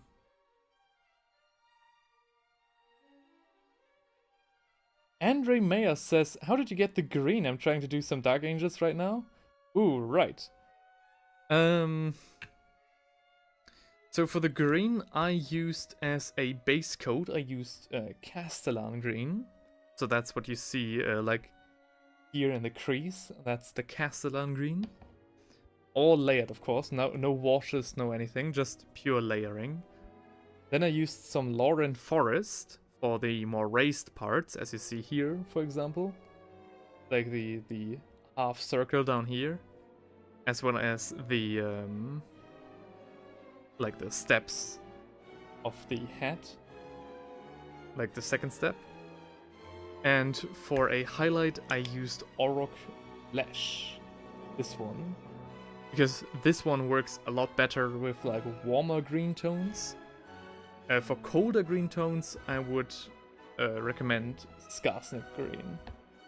If you put these colors back to back, you know, can see what I mean. But yeah, Castellan green as the base color. Castellan green as the base color. Lauren Forest for the, you know, rough, bigger highlights. And Auroch Flesh for the fine highlights. Hope I could help. Good luck with your salamanders. Dark Angels, sorry, Dark Angels. Getting in hot water right here. Okay. I also appear to have made a mistake, but that's okay. Nobody will notice. That helps a lot, man. Thanks. Oh, well, my pleasure. Glad I can help. So what do we do next? What do we do with the Drunken Sailor? Oh yeah. Do a shield.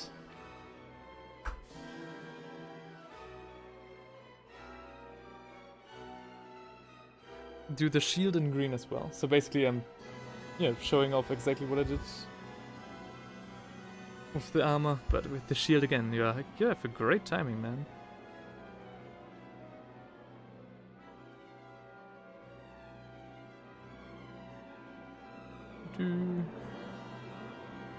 There's a base color, just some castellan green. Just slap everything that you need to have green with this color.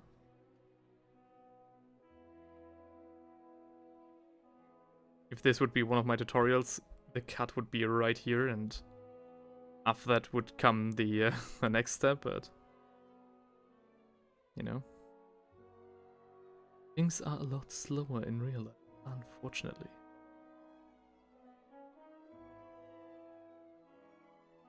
Nice Dark Angels, I like to play Chaos every now and then as well.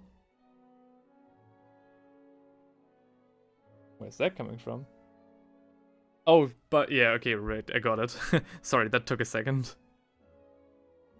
How dare you?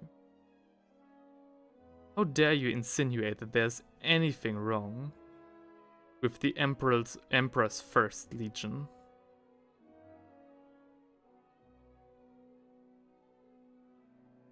You're in luck that the Inquisitor is not in the chat right now. By the way, I haven't seen that bloke in... Oh no, he was there last stream. Alright.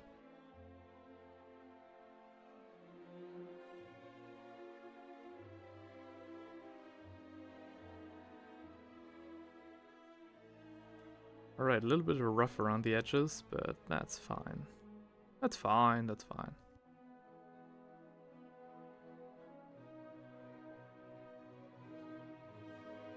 I will just leave that to dry. Andre Meyer says, these are actually my first army. I painted some Death Watch I got for my birthday. But I like Dark Angel's lore and rules. Oh, hell yeah, dude. Have at it. Best of luck. Are you playing Primaris Marines, or are you a tactical Marine enjoyer? Though for 40k I guess it's Primaris. Nice. In terms of Dark Angels, there will be a video coming up in a bit, you know, tackling the one and only first son of the Emperor, Lionel Johnson himself. Though I won't paint him in his Games Workshop accurate color scheme, but a little bit different. But that'll be in a couple of weeks, because I do want to take my time with him and then bring out a very nice box. Got the Combat Patrol box, so I don't fully know. Oh, right. Okay, no, those are the Primaris then. Combat Patrol boxes are a great entry into the hobby, so I think you made the right choice, definitely. I got Lionel Johnson from my girlfriend. She got it to me for Christmas. That's why I'm kind of nervous to paint it, because I definitely, you know, definitely want to make sure that I do everything right with that one. So many options. Yes, I need to stay on watch for that one. Ooh, thanks a lot. But again, it might be quite a while before I get to finish him. Although, you know, maybe not, actually not that much. Maybe I just need to get a move on. You know what? I'll prime him right after the stream is over. How about that? Just don't quite know which base coat I should use for him. If I should use Xandri Dust or just regular black spray primer.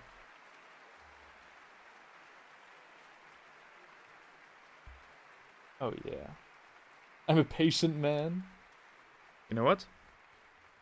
And even if you wouldn't be, this hobby would make you a patient man. Even my girlfriend says true.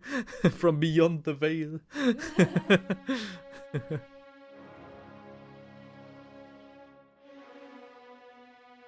Great, I can say stuff Warhammer related that still finds recognition and people not part of the hobby. Breaking every chord here, just like I intended. Alrighty. I think we need to step up the game with our yellow as well. Not quite sure if Flash Kids yellow is the right tone or if I should mix something up. But I guess that's something for later. Definitely need to step up on the armor as well. shirt. I'll do his shirt off camera. Easy. It's the easiest way. Oh, hey, hello. Matt. There's something sticking to his back plate. Weird. A piece of paper. Next I wanna do the hat. Yeah, I think that's nice. Hat. The face. Let's do both. I'll take some Buckerman's glow for the face. And then some Zandri dust. Some Steel Legion drap even. For the skull.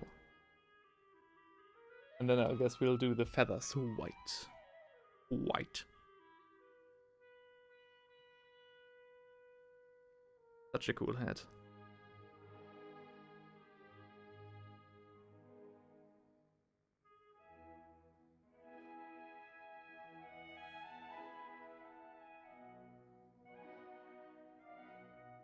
Yeah. Matt von Pressburg says, good evening. Good evening, Matt. How are you doing? What could possibly bring you to this stream? With a name like this, maybe you got attracted to the highborn.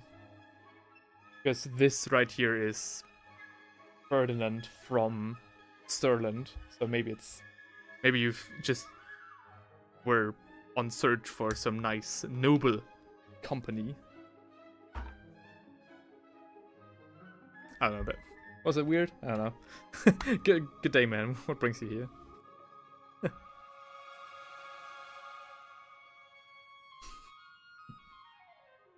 Life. Alright. I was just passing YouTube for painting my dwarven army. Hell yeah, dude. Oh, a based dwarven chat in the chat. Let's go. Something for background? Well, I've got just the thing for you.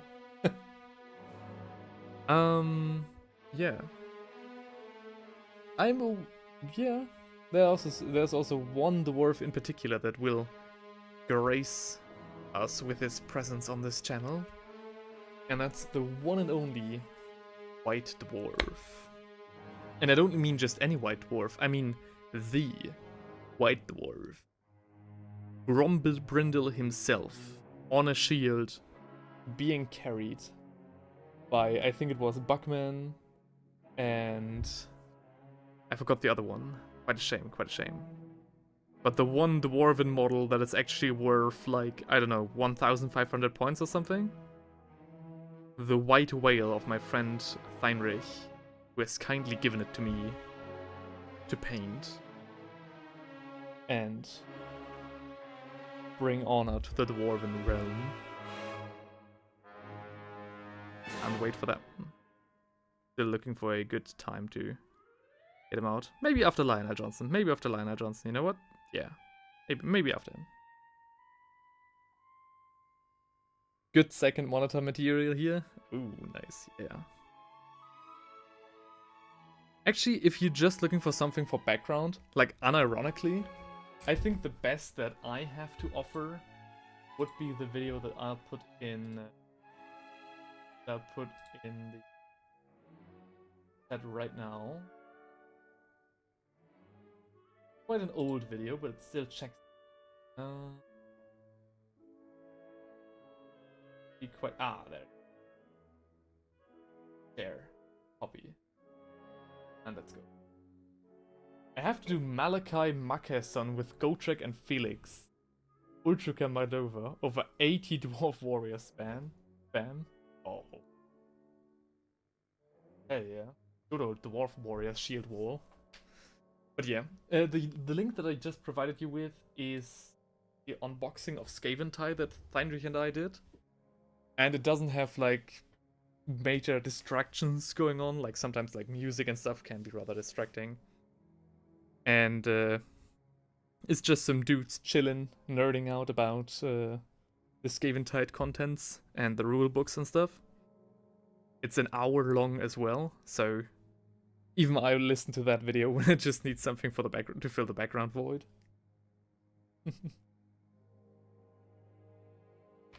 Oh, sorry. The Castellan green layer on his shield is now ready to be worked with further. I will check that, but this is live. Oh yeah, thank you. Thanks, man. Thank you. Really means a lot. It really does. Okay. Now we will just catch all the highlighted areas with this lighter green. It's very watered down just by its nature. I don't know why. Somehow my Lauren forest has a very weird consistency. Where it is like in a limbo between being super, you know, super fluid and dried up at the same time. If you don't know what's going on, then don't worry, I don't either. But the musicians are having a good time.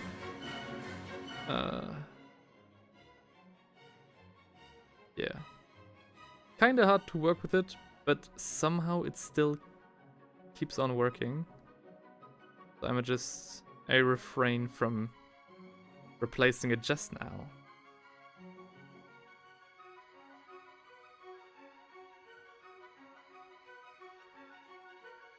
Oh yeah, there we go.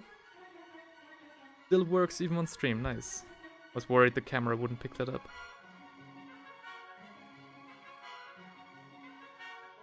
Okay.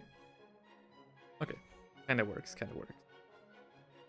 Now that I see it, maybe I should have done it the other way around. Like the classic golden skull, golden yellow skull with the green background. I don't know, I guess we'll see. Or maybe we can do half these or something. Maybe we can part it in half and do the other one like white or something? Maybe, I don't know. Yeah man, the green and yellow works well. Great, thank you. Good to know.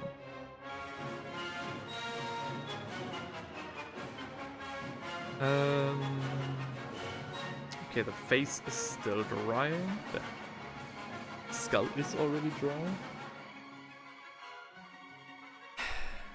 I've been holding this miniature between like this foot down here and the feathers, so I think we can actually move on to his blade for the time being. Yeah, sure, why not?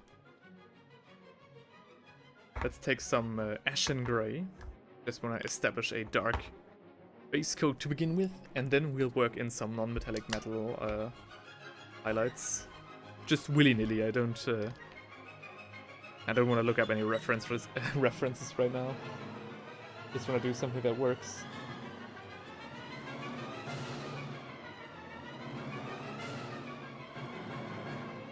And in the name of our Lord and Savior Todd Howard, in his words, it just works. It will just work.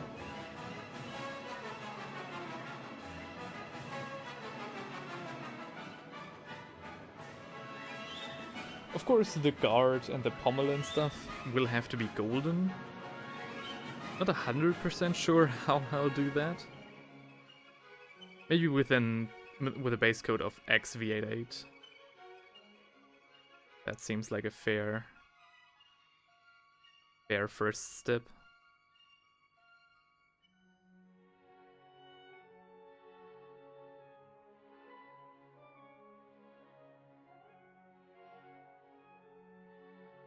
Dude, I get such Looney Tunes nostalgia with this music. Yeah. I get what you mean, yeah. Oh, no. I'm no longer allowed to touch the sword. To be a bit more careful now. Let's get out the XV88. Currently we're listening, by the way, to... No! We're listening to the Hungarian Rhapsody number 2. No! Bruh. That's actually so bad, because that's like the one piece that always gets claimed via YouTube, like, monetization shenanigans. Oh, damn it. Well, have to edit that out later. That'll be fun.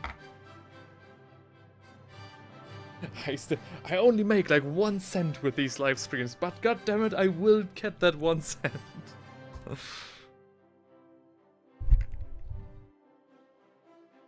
What? Just random the royal fanfare? What's happening?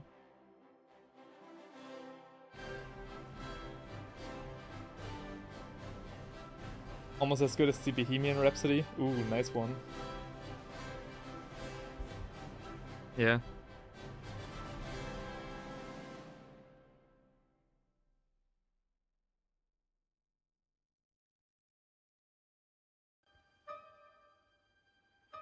So, here we go.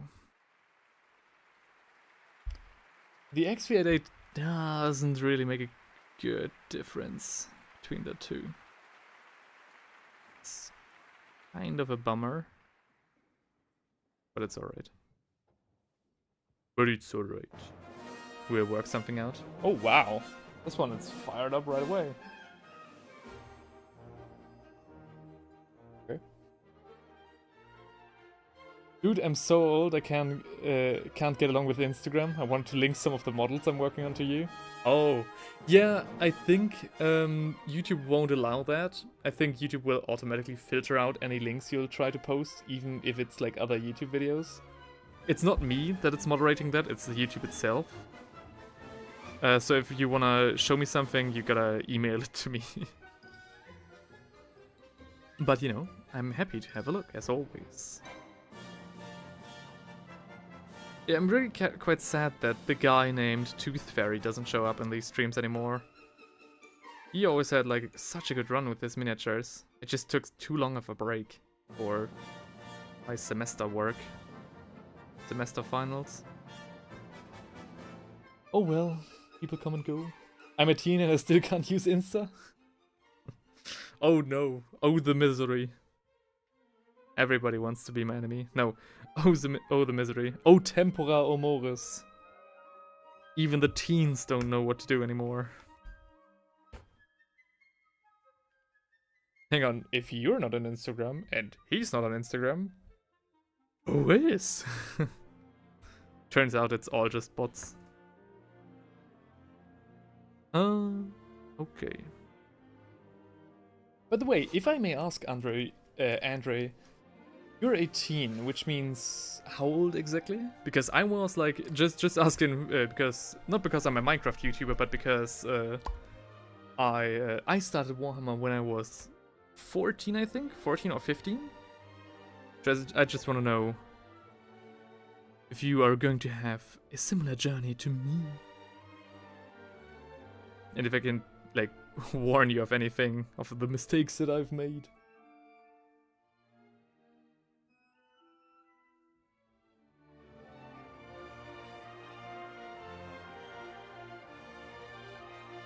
I started when I was 7. Damn. Let's go. I mean, Theinrich started as well as when he was very young still. Unfortunately, he has taken all his models with him, so I can't show you his work from when he was 7. But I can sure show you some of my work, hang on. Oh yeah, let's go. Bingo, haha! I think the Skaven got painted by my friend when he was 14, so it's not a fair comparison. But yeah, the standard. That's the first freehand banner that I ever painted. The Minecraft user was crazy. I started a few months ago. Oh, right. Okay. Nice. No one move, a dwarf fell on my carpet. Oh shit. Damn dude, hang on.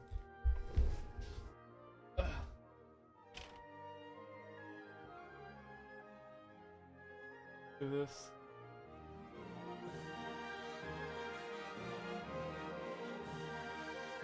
Can you see it? You see it anywhere? Oh no, I don't have carpet. That doesn't really work. Nowhere here, right?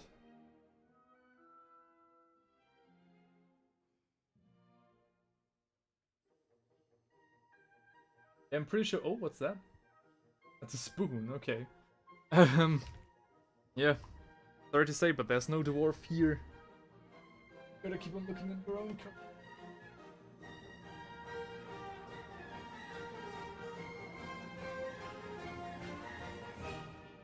Do I saw a Mechanicum box under your desk? No, that's impossible. Maybe you got fooled because of the Kill Team logo, but that's actually a Kazurkin Kill Team.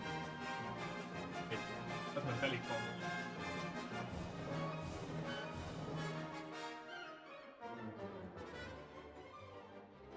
Found him, screaming Dwarf Ale is not that good. Works just fine.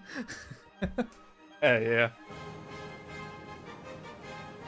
Somebody once said that if you're, you know, for example in a bar and are approached by somebody and you don't want to have, you know, you don't want to have like an awkward interaction, you just want to tell them to bugger off, right? The one thing that you should do is just hit them with like NPC dialogues, like for example like Skyrim voice lines. So one example they gave was like, have you heard about the High Elves? Or something like that. And my personal favorite is just looking at the person who approached you and just yelling, Dwarven Crafts! If that doesn't get them off your back, I don't know what will. The princess is in another castle? Hell yeah. Classic. Picture or it isn't true? Alright. Alright. Want it like that? Boom. I'll only do my face game. Well, I'll make it big. It leak. Or as it says in the correct way and not the mirror dimension, Kill Team. Kazurkin.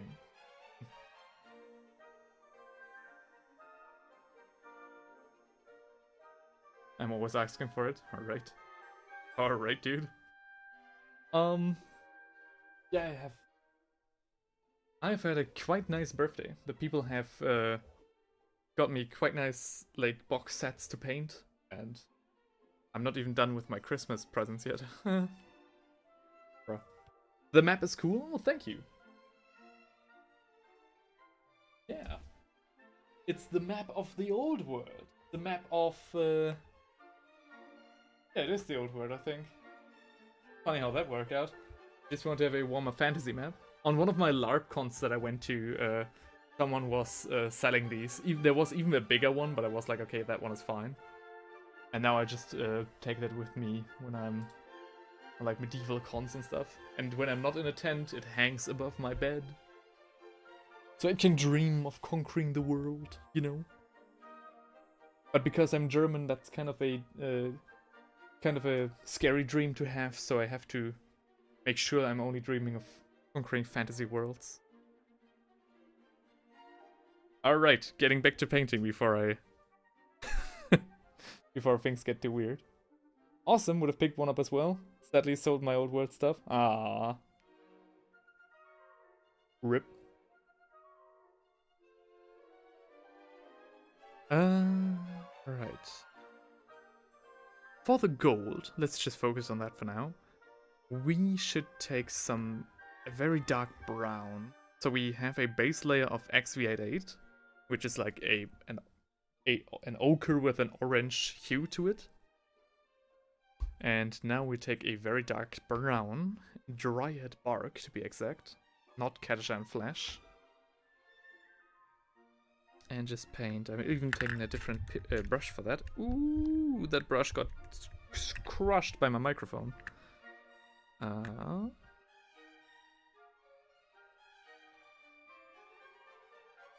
And just fill in the dark spots.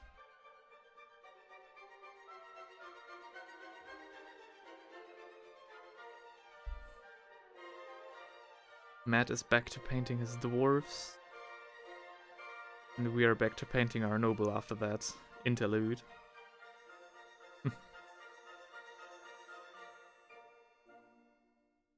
Oh, it's the Nutcracker. That's what I've just been playing. Wait. Okay, there it is. Bingo. If there was any doubt left, now been evaporated. Sorry, guilty as charged. What? Because you sold your old world stuff?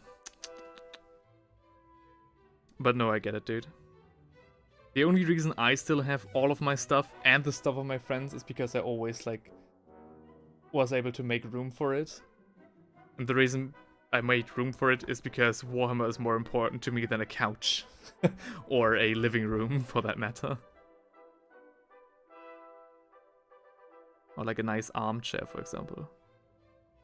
Who needs that when you can have plastic soldiers? Thankfully, my girlfriend is on board with that. Nobody? At least you can start fresh with Cathay. Oh yeah, I completely forgot that they were released. Yeah. Not released, but revealed. Cathay, like, they look so good, dude. Please. Please keep your mouth shut about Cathay. I can't. Like, I don't want to even think about maybe getting a model from them more. Camera all the way over. In the search for your dwarf, I ruined my entire setup. Worth it. At least you can start fresh with Cathay. Yeah, Cathay looks so good, dude. Oh. I mean, they had a really easy time because all of the miniatures were already, you know, digitally completely done by Total War. But, you know, they made a good job. I would just get the heroes as a display. Yeah, the heroes are definitely very nice. I was thinking about maybe getting the lantern and trying to switch out the plastic lantern for like a paper one, so I can actually make it light up, because that would be so cool. I will do that when I have, like, you know, let's say 5k subscribers. If I get 5k subscribers, I'll get the Cathay lantern and make it into a proper lamp. How does that sound? Because then I also have, like, then I have something stopping me from getting it immediately. But yeah.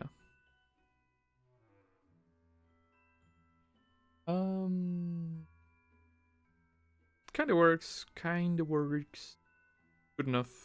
Yeah, sure. The backside needs a little bit more brown as well. After that, we'll take some Ulthuan, not Ulthuan Grey, but what's that again? Bone something? Ushabti Bone, right. Not Ulthuan Bone, Ushabti Bone.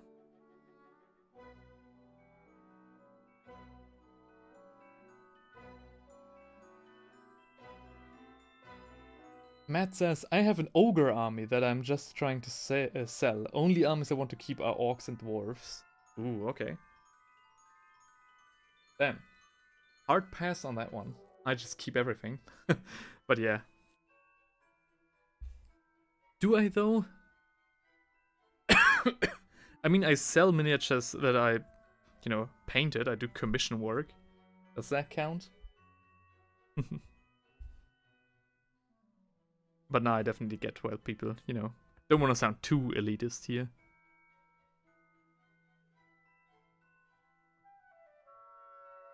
And the only reason I have so many armies is because people were selling their armies, or I just inherited them from my friends who stopped playing. So yeah. Are we just listening to the entire Nutcracker? Holy shit. Yeah, it's just literally the entire Nutcracker. Oh, sorry. Yep. Okay. No complaints here. If you got Looney Tunes vibes before, now you really gonna get some. Ushabti Bone.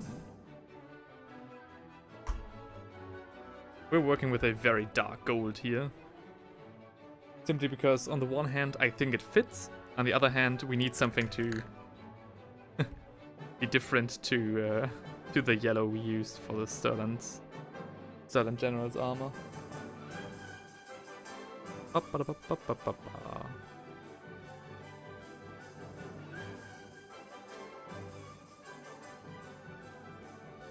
starting to incorporate like classical music into these streams has made them so much more high energy. It's so nice.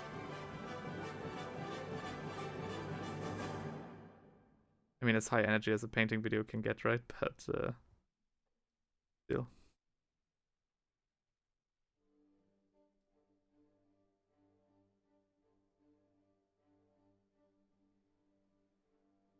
The taverns were a bit weak. And I got sick of them. What is happening? What am I doing here?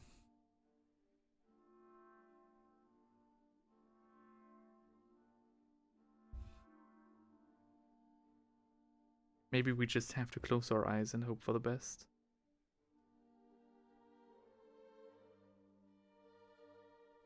That's what I always do when I sit on the loo. Sorry. There we go. Maybe the front will work out better.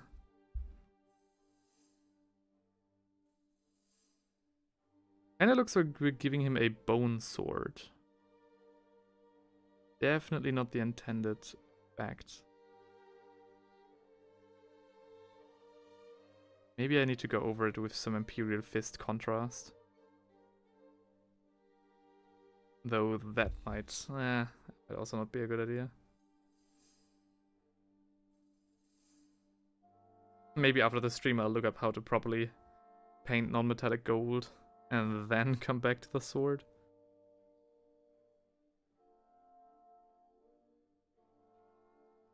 Maybe that's an idea. Matt, at Matt. Yeah, I tried a couple of games, but... Oh, what? Tried a couple of games, but it's not my thing. Oh, did I miss a message? Sometimes the chat from YouTube Studio is not accurate to the chat that's being displayed on screen. Sorry if I missed anything. I don't mean to ignore, it's just that sometimes YouTube doesn't want to tell me what you guys are saying. By the way, how's it looking on Twitch? Okay, nothing on Twitch. Oh, not just saying us about the old world stuff. Alright, okay, yeah, fair.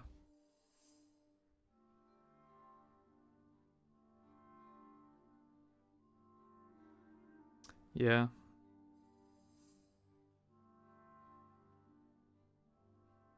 Alright.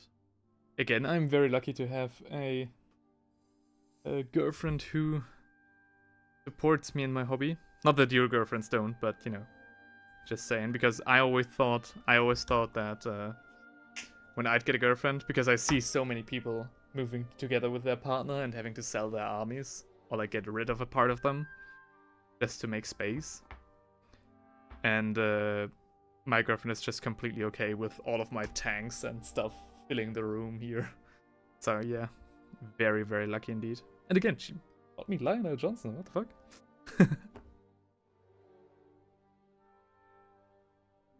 She got me, yeah, she got me Lionel Johnson for Christmas.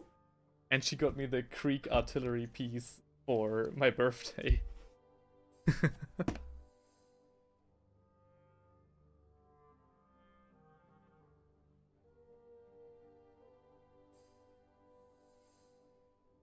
I'll deactivate my... There we go.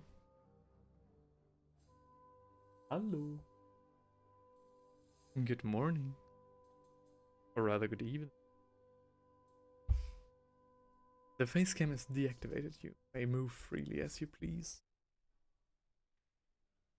Facecam will come back later.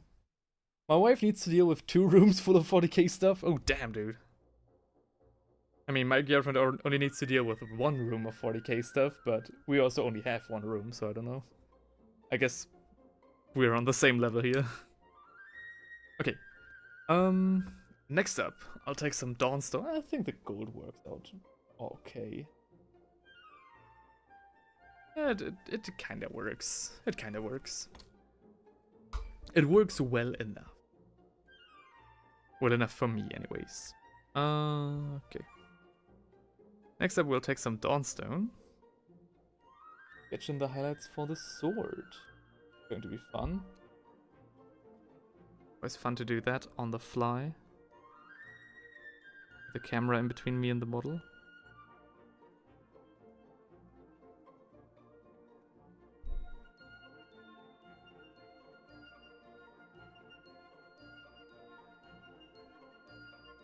There we go. And we'll do another highlight right here. And on the other side, just on opposite ends.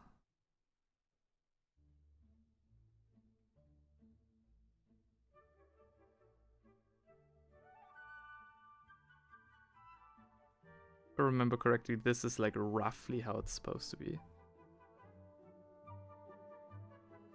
Might misremember though.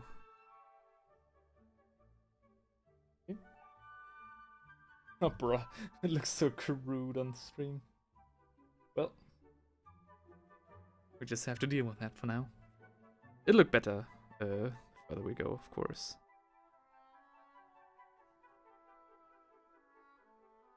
Currently just highlighting the lower part down here.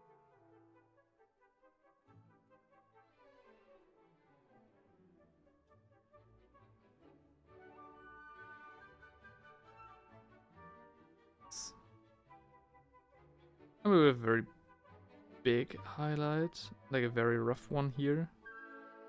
Just so we can have more room for the finer highlights. And of course, we need to etch some. 2 rooms is insane, what's in there? Actually, that's a good question. What the fuck do you need 2 rooms for? That's a great question, holy shit. Didn't even question that. Didn't even think of that.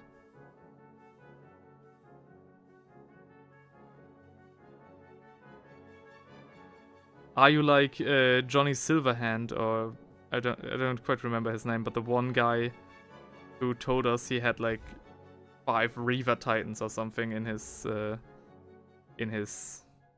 cellar.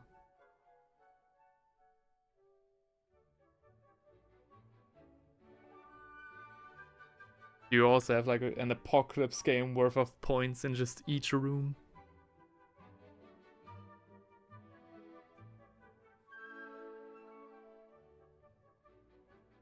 Well, one is for gaming and some storage, like the books and the actual armies. The other one is for building, mostly storing. Now I only have 1 Reaver. Oh, just only 1, alright. Only 1 then. Okay.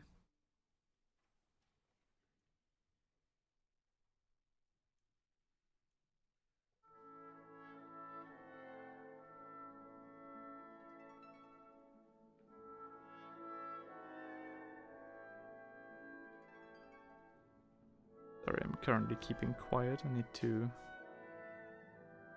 focus on the gosh darn highlights.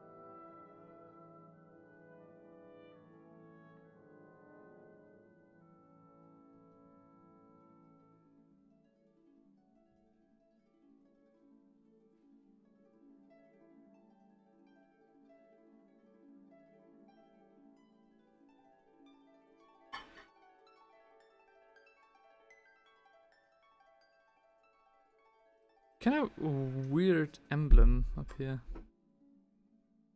Have the face cam back active. Cute.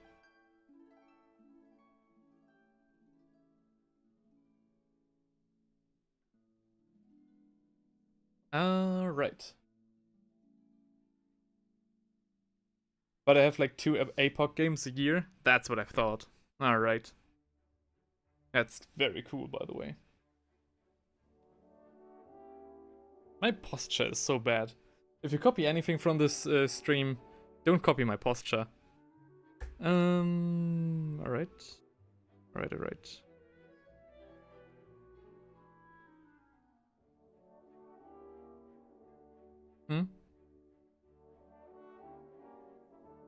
Nah, looks so bad. Nah, but I shouldn't. I have to criticize myself for every little thing. Yep. In this live stream, I am taking the role of a teacher, if not role model. So everything I do shall be criticized to the most minute detail. My chat has been criticizing my posture for the last 10 minutes. No. Haven't. I love how your mini just comes together with the paint. Oh yeah. It you know, it keeps working out, doesn't it? It keeps working out. Just as we, you know, just always keep moving forward.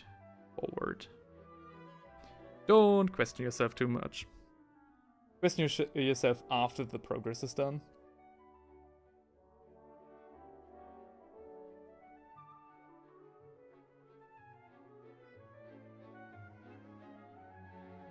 I will wait for the final result, as I know myself the way looks sometimes horrible. Yeah. That's good. That's good. That's exactly how we should do it. Even like in one of my earliest painting videos, I said myself, alright, what I'm doing here looks fucking awful. Just trust me on this. I didn't know myself, I didn't do a test beforehand. And I was just like, okay guys, we have to keep going here. And yeah, worked out. Worked out quite alright. But it looked like a bloody mess before that. Oh, I need a little bit less paint. Bit of an overbrush, we need some sort of a dry texture up here with the skull.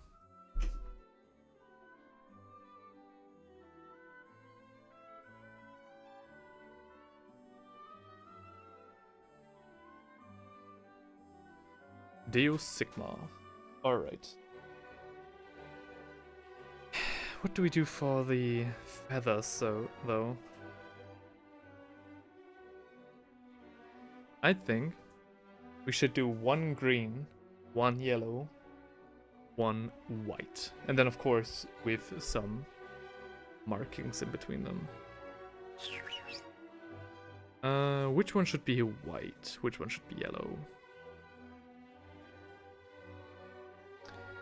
Maybe this one yellow.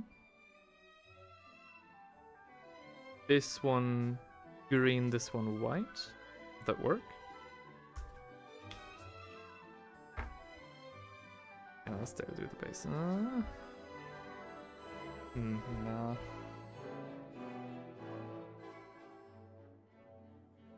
This one for an army or for more time type skirmish? No, this one is for an army. I actually have like 4 more of these generals. Yeah, I really just want to have 1 Stirland detachment. But no, this guy's supposed to be for an army. Ooh. Oh look! Thank you. My girlfriend just brought me a beer. Ain't that nice? Ah ha ha ha! Don't let yourself be fooled by this T marker. It's definitely beer. Steaming hot beer. Ale! Yeah. Ah.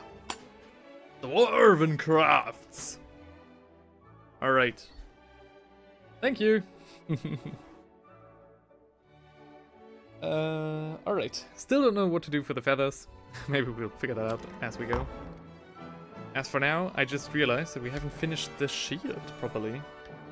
Maybe we should do that.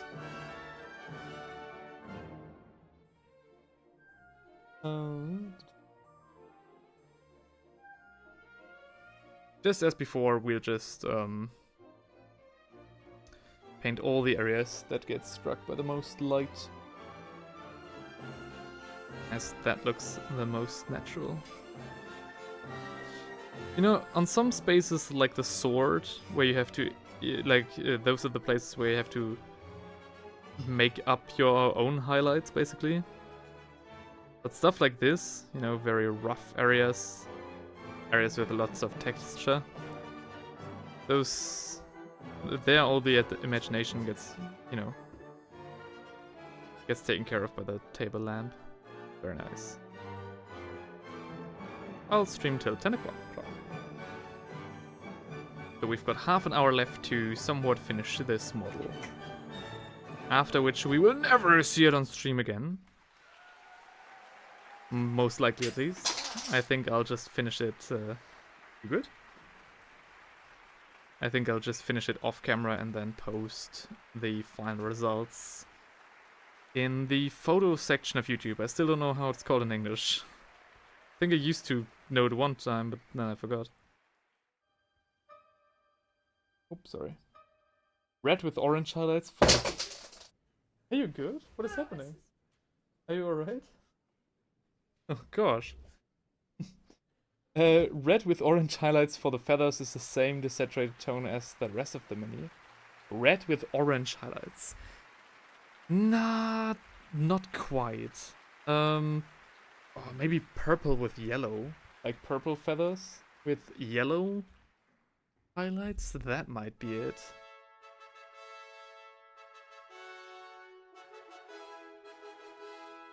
Gotta think on that one. Maybe I'll figure that out off camera. Would be kinda lame for me to do that though, wouldn't it?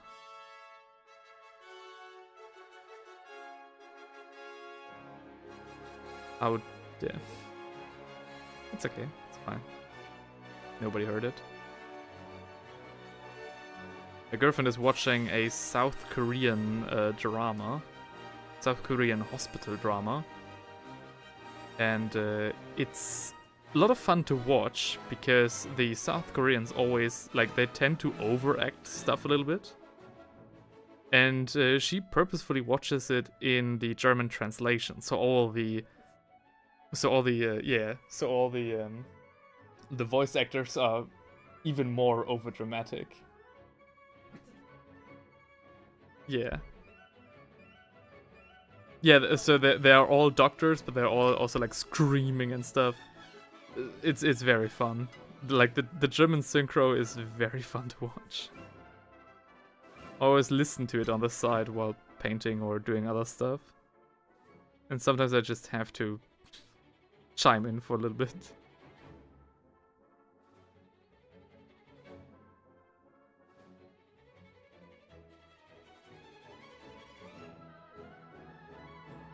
Okay, we're working very rough here. I don't know if I like that or not. Oh, kinda works, I guess. South Korean drama / equals the news. Nah. Not that bad, is it? I haven't been keeping up with the news.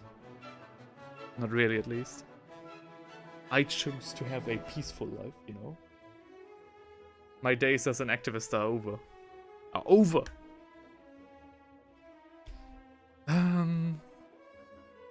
By the way, now that we've highlighted all the green, maybe we should turn to the armor again. Highlight that with some nice administratum gray, if I find it. Nope, that's Ironbreaker. Ooh, there we go. By the way, how many people do we have that right now? Ooh, wow, okay, nine people, holy shit. And one person on Twitch, let's go. Nice. Thanks a lot for showing up, guys. Alrighty, administratum gray. Like that.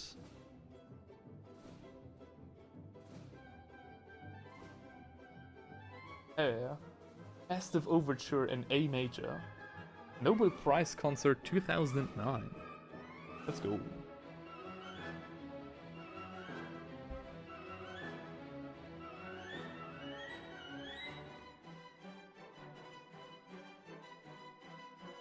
Just some highlights. Oh yeah, this works.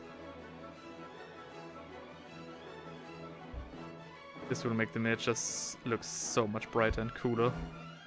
Like, not cooler in a literal sense, but like cooler in a stylistic meaning.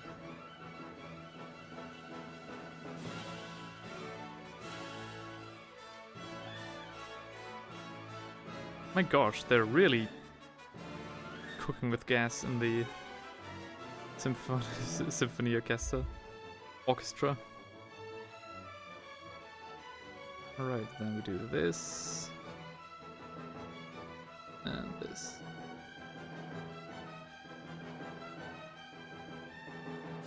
How do you think I'm holding up? I also streamed Activists in the Old World got often visited from the Inquisition, and they were never ever heard from again. Would you trust someone who said orcs are people too? Oh man, don't get there. Let's not get there. But no, I wouldn't. These activists got what was coming for them. What do they mean rat people deserve? Their place in Nuln? Ridiculous.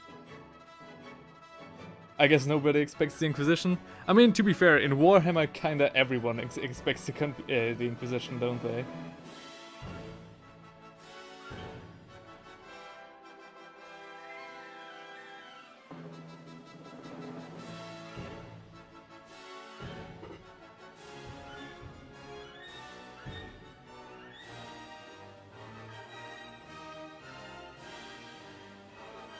Going a bit wild with the highlights on his greaves, but you know, it's a general. We can be a little bit wild.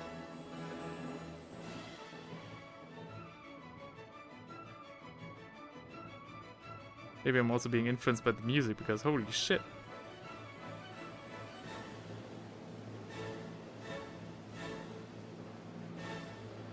Okay, maybe I overdid it on his shoes. Whoops.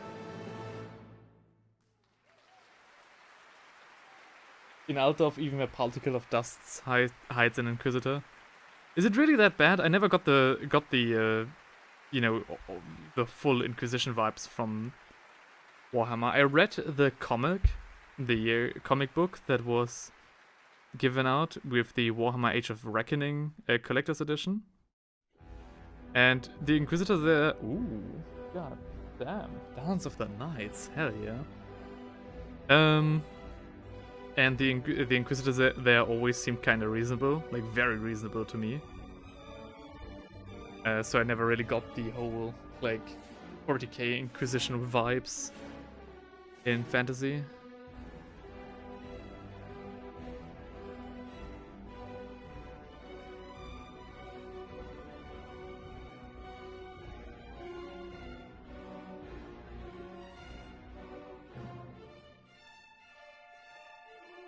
Completely still missing his shirt, by the way.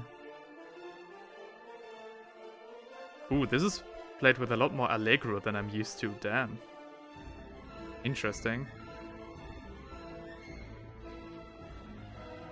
Oh yeah, the old books, the stories, they don't give a single fuck, they just go. Oh really?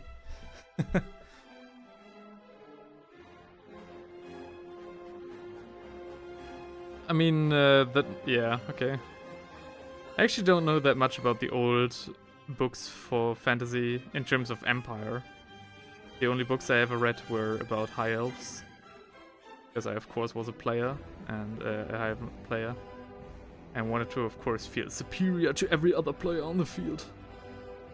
So I read about how cool and dope the High Elves were, and how often they got their shit bashed in. And then I got really salty on the battlefield when I got my shit pushed in. Maybe shouldn't have done that. Oh yeah, Andre, if you're listening, don't be like... Don't take the games too seriously. I don't know if you still need to hear that. Probably not, but... I took Warhammer, like, me and my friends took Warhammer fantasy matches way too seriously. Like, it was insane how fucking salty we were all the time. Damn. It's kind of a miracle that we're still all friends. One of my friends fucking wrote, like, he learned to write in wingdings just so we couldn't have a look at his army composition and, like, maybe come up with a tactic before the game. So even if we were to look at his army composition, we couldn't, like, we couldn't understand what it was we were reading. Kinda fitting for the guy who played Khemri to write in hieroglyphs, not gonna lie. But yeah.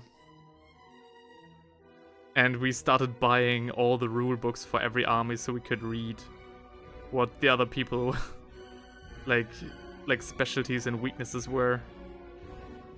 It was crazy times. Definitely do not recommend to do that. Matt says, oh yes, those pointy ears, they shaved our emissaries, grudge highest of all. Oh yeah, that was a great story. But I mean, you got our crown from it, so I guess, you know. Letting go of the salt during an aftergame is a skill you learn. Oh yeah, definitely. Though, to be fair, I think it's not like fantasy games just made you salty. I don't know what it was. My theory is that the rules of Warhammer Fantasy were just so convoluted and so difficult to get a grasp on. I mean, there's a reason why there were so many annotations that explain the rules even further from a player's point of view. I think, like, it's really no surprise that people got so salty with that rule set, because some rules were just, like, could easily be misinterpreted, and then, you know, you would fight over the interpretation and stuff. Oh, it was so bad. I guess. So that would be my explanation. Because when we started playing 40k, 8th edition, it wasn't half as bad. And the thing is, at first I thought like, alright, maybe it's because we were just, you know, older, we were more mature. No.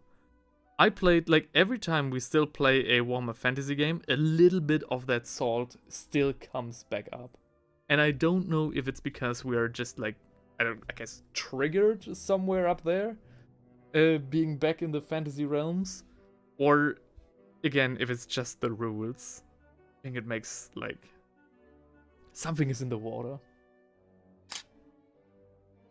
It was the mechanics. The game relies on pinpoint accuracy, like regiments turning. Yes. Stuff like that. And also, like, for example, in 40k, it is enough if you get, like, in around 1 inch of the enemy unit to be in combat. And in fantasy, you had to be pinpoint atop them. And so, yeah, all of that pinpoint accuracy stuff, it just made the game bad. For now, we have implemented some house rules to, you know, try to get around that salt. Implement some of the 40k stuff in there. Just try and make it a little bit easier. Like, less salty.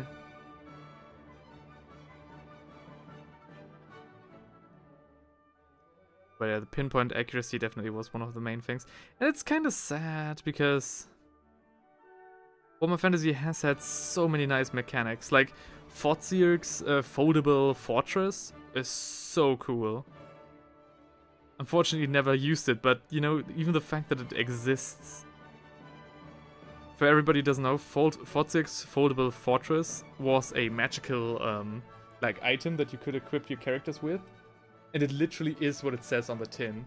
You start the game, and you deploy a fortress within your, you know, zone of control, however you like, and you just got an extra watchtower to deploy in.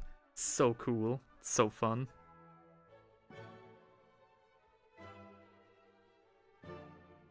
What can I say from games I play? Best players are orcs. They just want to have fun. They don't care much.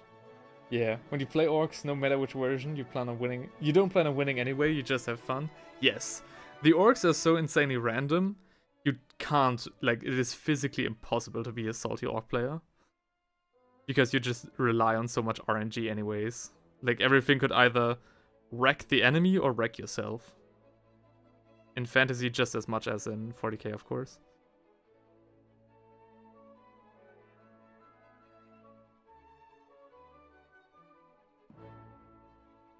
Though to be said, you know, they of course are not immune. I've met some salty orc players as well. Oh well, plural. I met one salty orc player. Would be funny if he switched to Tau. But I don't think he did. That would be a nice conclusion to the story though. Alright. The sword is coming together alright. I don't know. Looks good enough, I guess. For now.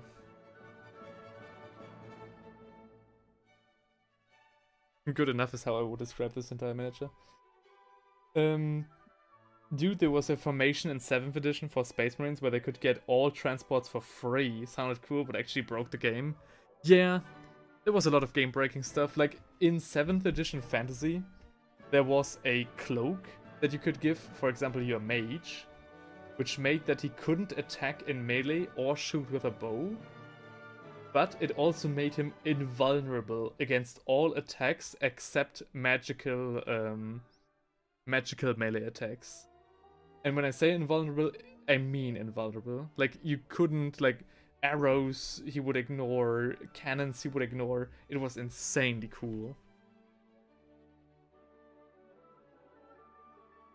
I think it's kind of good that they, you know, somewhat took a step away from the game-breaking stuff, but on the other hand, I think they took it too far. I hope 11th edition for 40k brings back a little bit more of the ridiculousness, or like a little bit more of the tactics and stuff, because as it stands right now, it's just too boring, at least for me.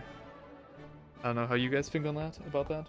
Sounds like an item you give your Camry Hierophant. Oh yeah. Or again, you know, just like I did, I just gave it to my mage. Oh no, I can't attack in melee. Oh no, what should I do? Comet of Cassandora.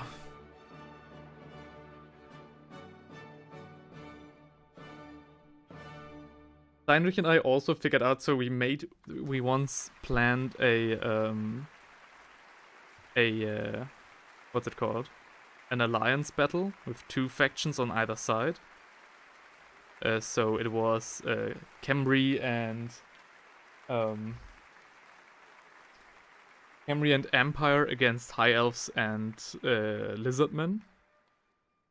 And we figured out a way, if we played our cards correctly, to basically create a Death Star, meaning a unit, you know, comprised on beefing up the character models as much as possible. And we figured out a way to put a Slan, I think it was Alariel the Radiant, no, I think it was a random level 4 High Mage from the Elves, and a Standard Bearer in the same army. And the way, like, if you gave them the right items, they would buff one another's spells with a +9 or like +11 or something ridiculous like that.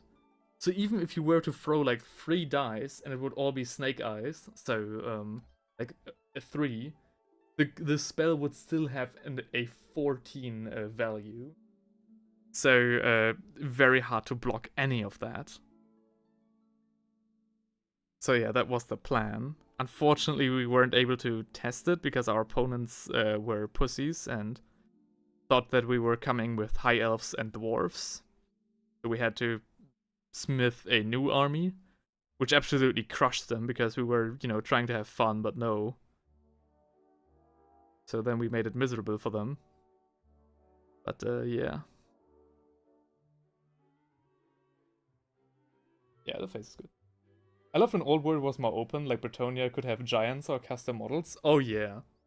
I also love the Regiments of Renown. No, hang on. Not the Regiments of Renown, but the Mercenaries. Yeah. That was cool.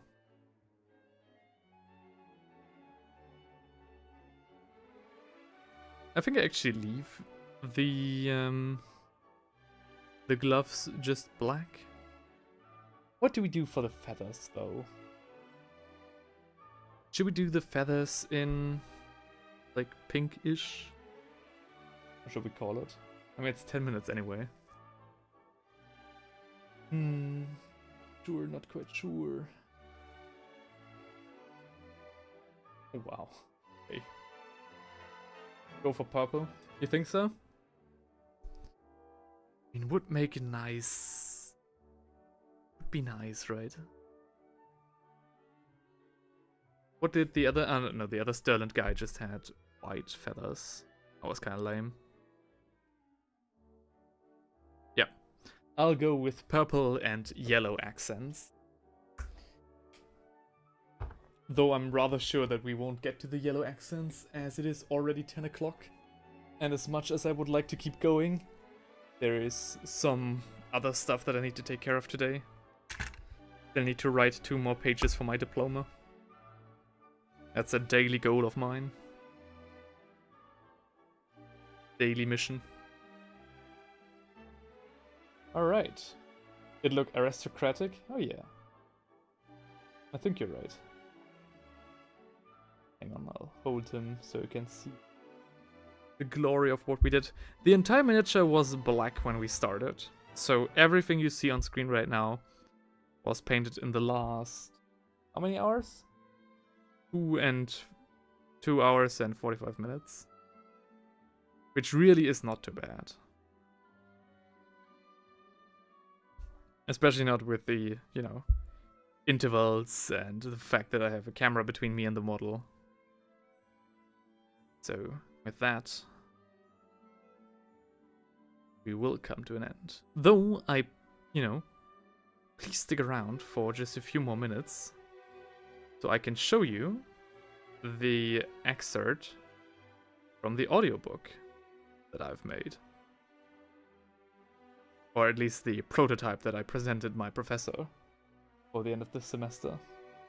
Before you go, tell me again about your second channel. I can't find it on YouTube. Dude, that's absolutely no problem. We'll do all of that right after this.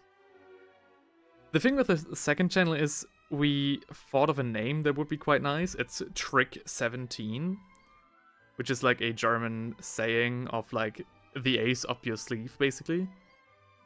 But unfortunately, Trick 17, although it didn't exist as a channel, is again a very popular saying, so every video that has Trick 17 in it shows up before you find our channel.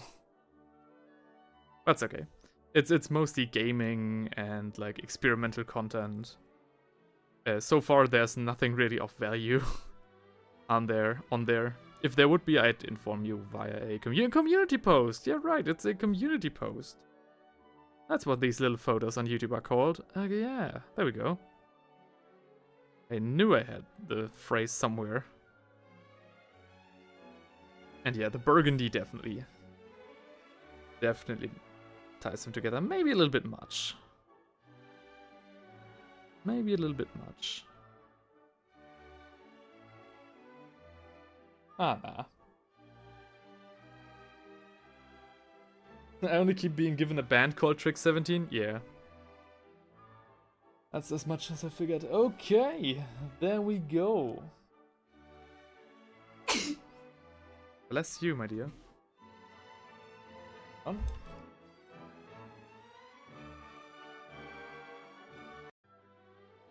A little bit louder. For the showcase. Aha!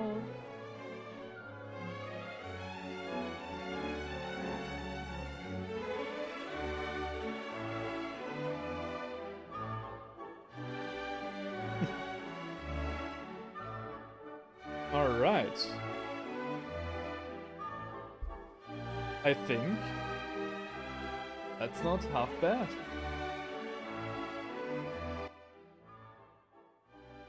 Well, that looks good. Excellent. I'm glad you think so. There's still some things here and there that I need to take care of. For example, of course, you know, this stuff up here and stuff all... Wow, and such great music. Thank you very much. I'm glad that you like my the selection of today's selection. Okay, yeah, this is how he looks. Our Stirland general. I will finish him off camera and present him in the community posts and probably via a short or something. And yeah, that's it for today. But before we leave, one more look. Oh yeah. Good job. This entire miniature, you know, was created on stream. So we get stuff done even on stream. Ain't that great? Ain't that cool? We all like that. Okay. But again, before we leave, I want to do something. So, I want to do first, before... Oh, we only have 2 people left. Oh, that's so unfortunate. We had 8 people just a second ago. I wanted to raid Rush. Hang on. Let's do that still. I'd still like to do that. Okay, Matt is still here. Reiner might be here. I guess nobody is here as well. Okay. If that's the case, please, if you want, check out this stream next. This is Rush Tales. The guy is, you know, an inspiration to me. Nobody's here, right? And yeah, not like inspiration, but motivation, because he's streaming so much. That is 40k. Yeah, just say hello for a second. Would be kind of nice. Hello there. I don't know. I wanted to. He raided me once with like 7 people, and I found that so nice. So I'm trying to just return the favor. Of course, only do if you want, right? So, but we are not quite done yet. So go there after the stream. But for now, I do have one more ace up my sleeve, which is a secret video of that I had in stock for quite some time now, which is an excerpt of... Hang on, where is it? I can't see it because I need to go into YouTube Studio. Alright. Which is an excerpt of the audio drama that I am working on right now. The first prototype, if you want. Go to the shorts section. Okay. Where is it? Where is it? Ah, there we go. And we will have a little look. Maybe, possibly, you guys might even recognize who the voice actor is in the video. Alright. Let's shut down the music for a second. Where is it? Alright. First look at my audio drama. Let's go. Where's OBS? There's OBS. Go to this. Nope. There we go. Do we have a face cam on here? No? Anyways. Hope it's loud enough. No, it's not. Okay. There we go. Enjoy. All of the men were silent and stared at the planet in front of them. The Ninth brought Muspel into conformity, did they not? They found Muspel's native human population to have fallen back into barbarism. According to Sanguinius's own logs, the natives' behavior was entirely passive, without so much as a hint of hostility in their moods. The Ninth didn't find a single weapon either, not even a stone axe. Redloss crossed his arms in front of the bulge of his cuirass. I've never seen anything like this anywhere in the galaxy. An earthquake-like rumbling ran through the length of the ship as its colossal thrusters brought it to a glide for the last 500,000 kilometers. And there we go! Haha! Ain't that nice? Okay. I hope you guys like that. Oh shit! Somebody recognized the voice. I can't confirm nor deny that yet. That'll be, you know, completely disclosed once the audio drama is finished. I hope you like what you saw. And yes, apart from that, you also wanted to know where to find my second channel. Quickly do that as well. Again, there's not much to see on the second channel as well, except for at least a weekly stream. Dude, no worries, we're not harassing anyone. No, I know. I just, I just want to honor the contract that I had with him. Is there a Lionel Johnson on the table? Oh yeah. Yeah, we spotted that from there. Yes, there is. Oh shit. Hang on. Yes, there is. And he will be next. Not on stream, but in the next video that I'm actually have to shoot. Might be a couple of weeks before it comes out, but it's coming. It's coming, and it's coming hard. And again, I know that he won't go like harass him or something, but I still want to honor the contract that I had with him. And that I, said to him that I wouldn't do stuff. That I wouldn't tell people about our collab for this before it comes out. Cool model, but I prefer 30k's counterpart. Oh yeah, 30k's counterpart is also very cool. Definitely want to get that one as well someday in the future. Alright, with the link I provided you with, you should be able to find the second channel. Bingo, there we go. It's called Trick 17, Trick 17. We'll have at least one weekly stream on there for gaming. The next stream will probably be Bannerlords next week on Wednesday. Unfortunately, it is during a very bad time of day for now. Ooh, the numbers. Yeah, even if you type in the numbers, you wouldn't find it. So again, it's just too small. And yeah, I'll just try. I'd like you, if you want to check out the Got Him From Beyond the Grave short, because that's one of Theinrich's first uploads in like years. So if you'd like to do that, no.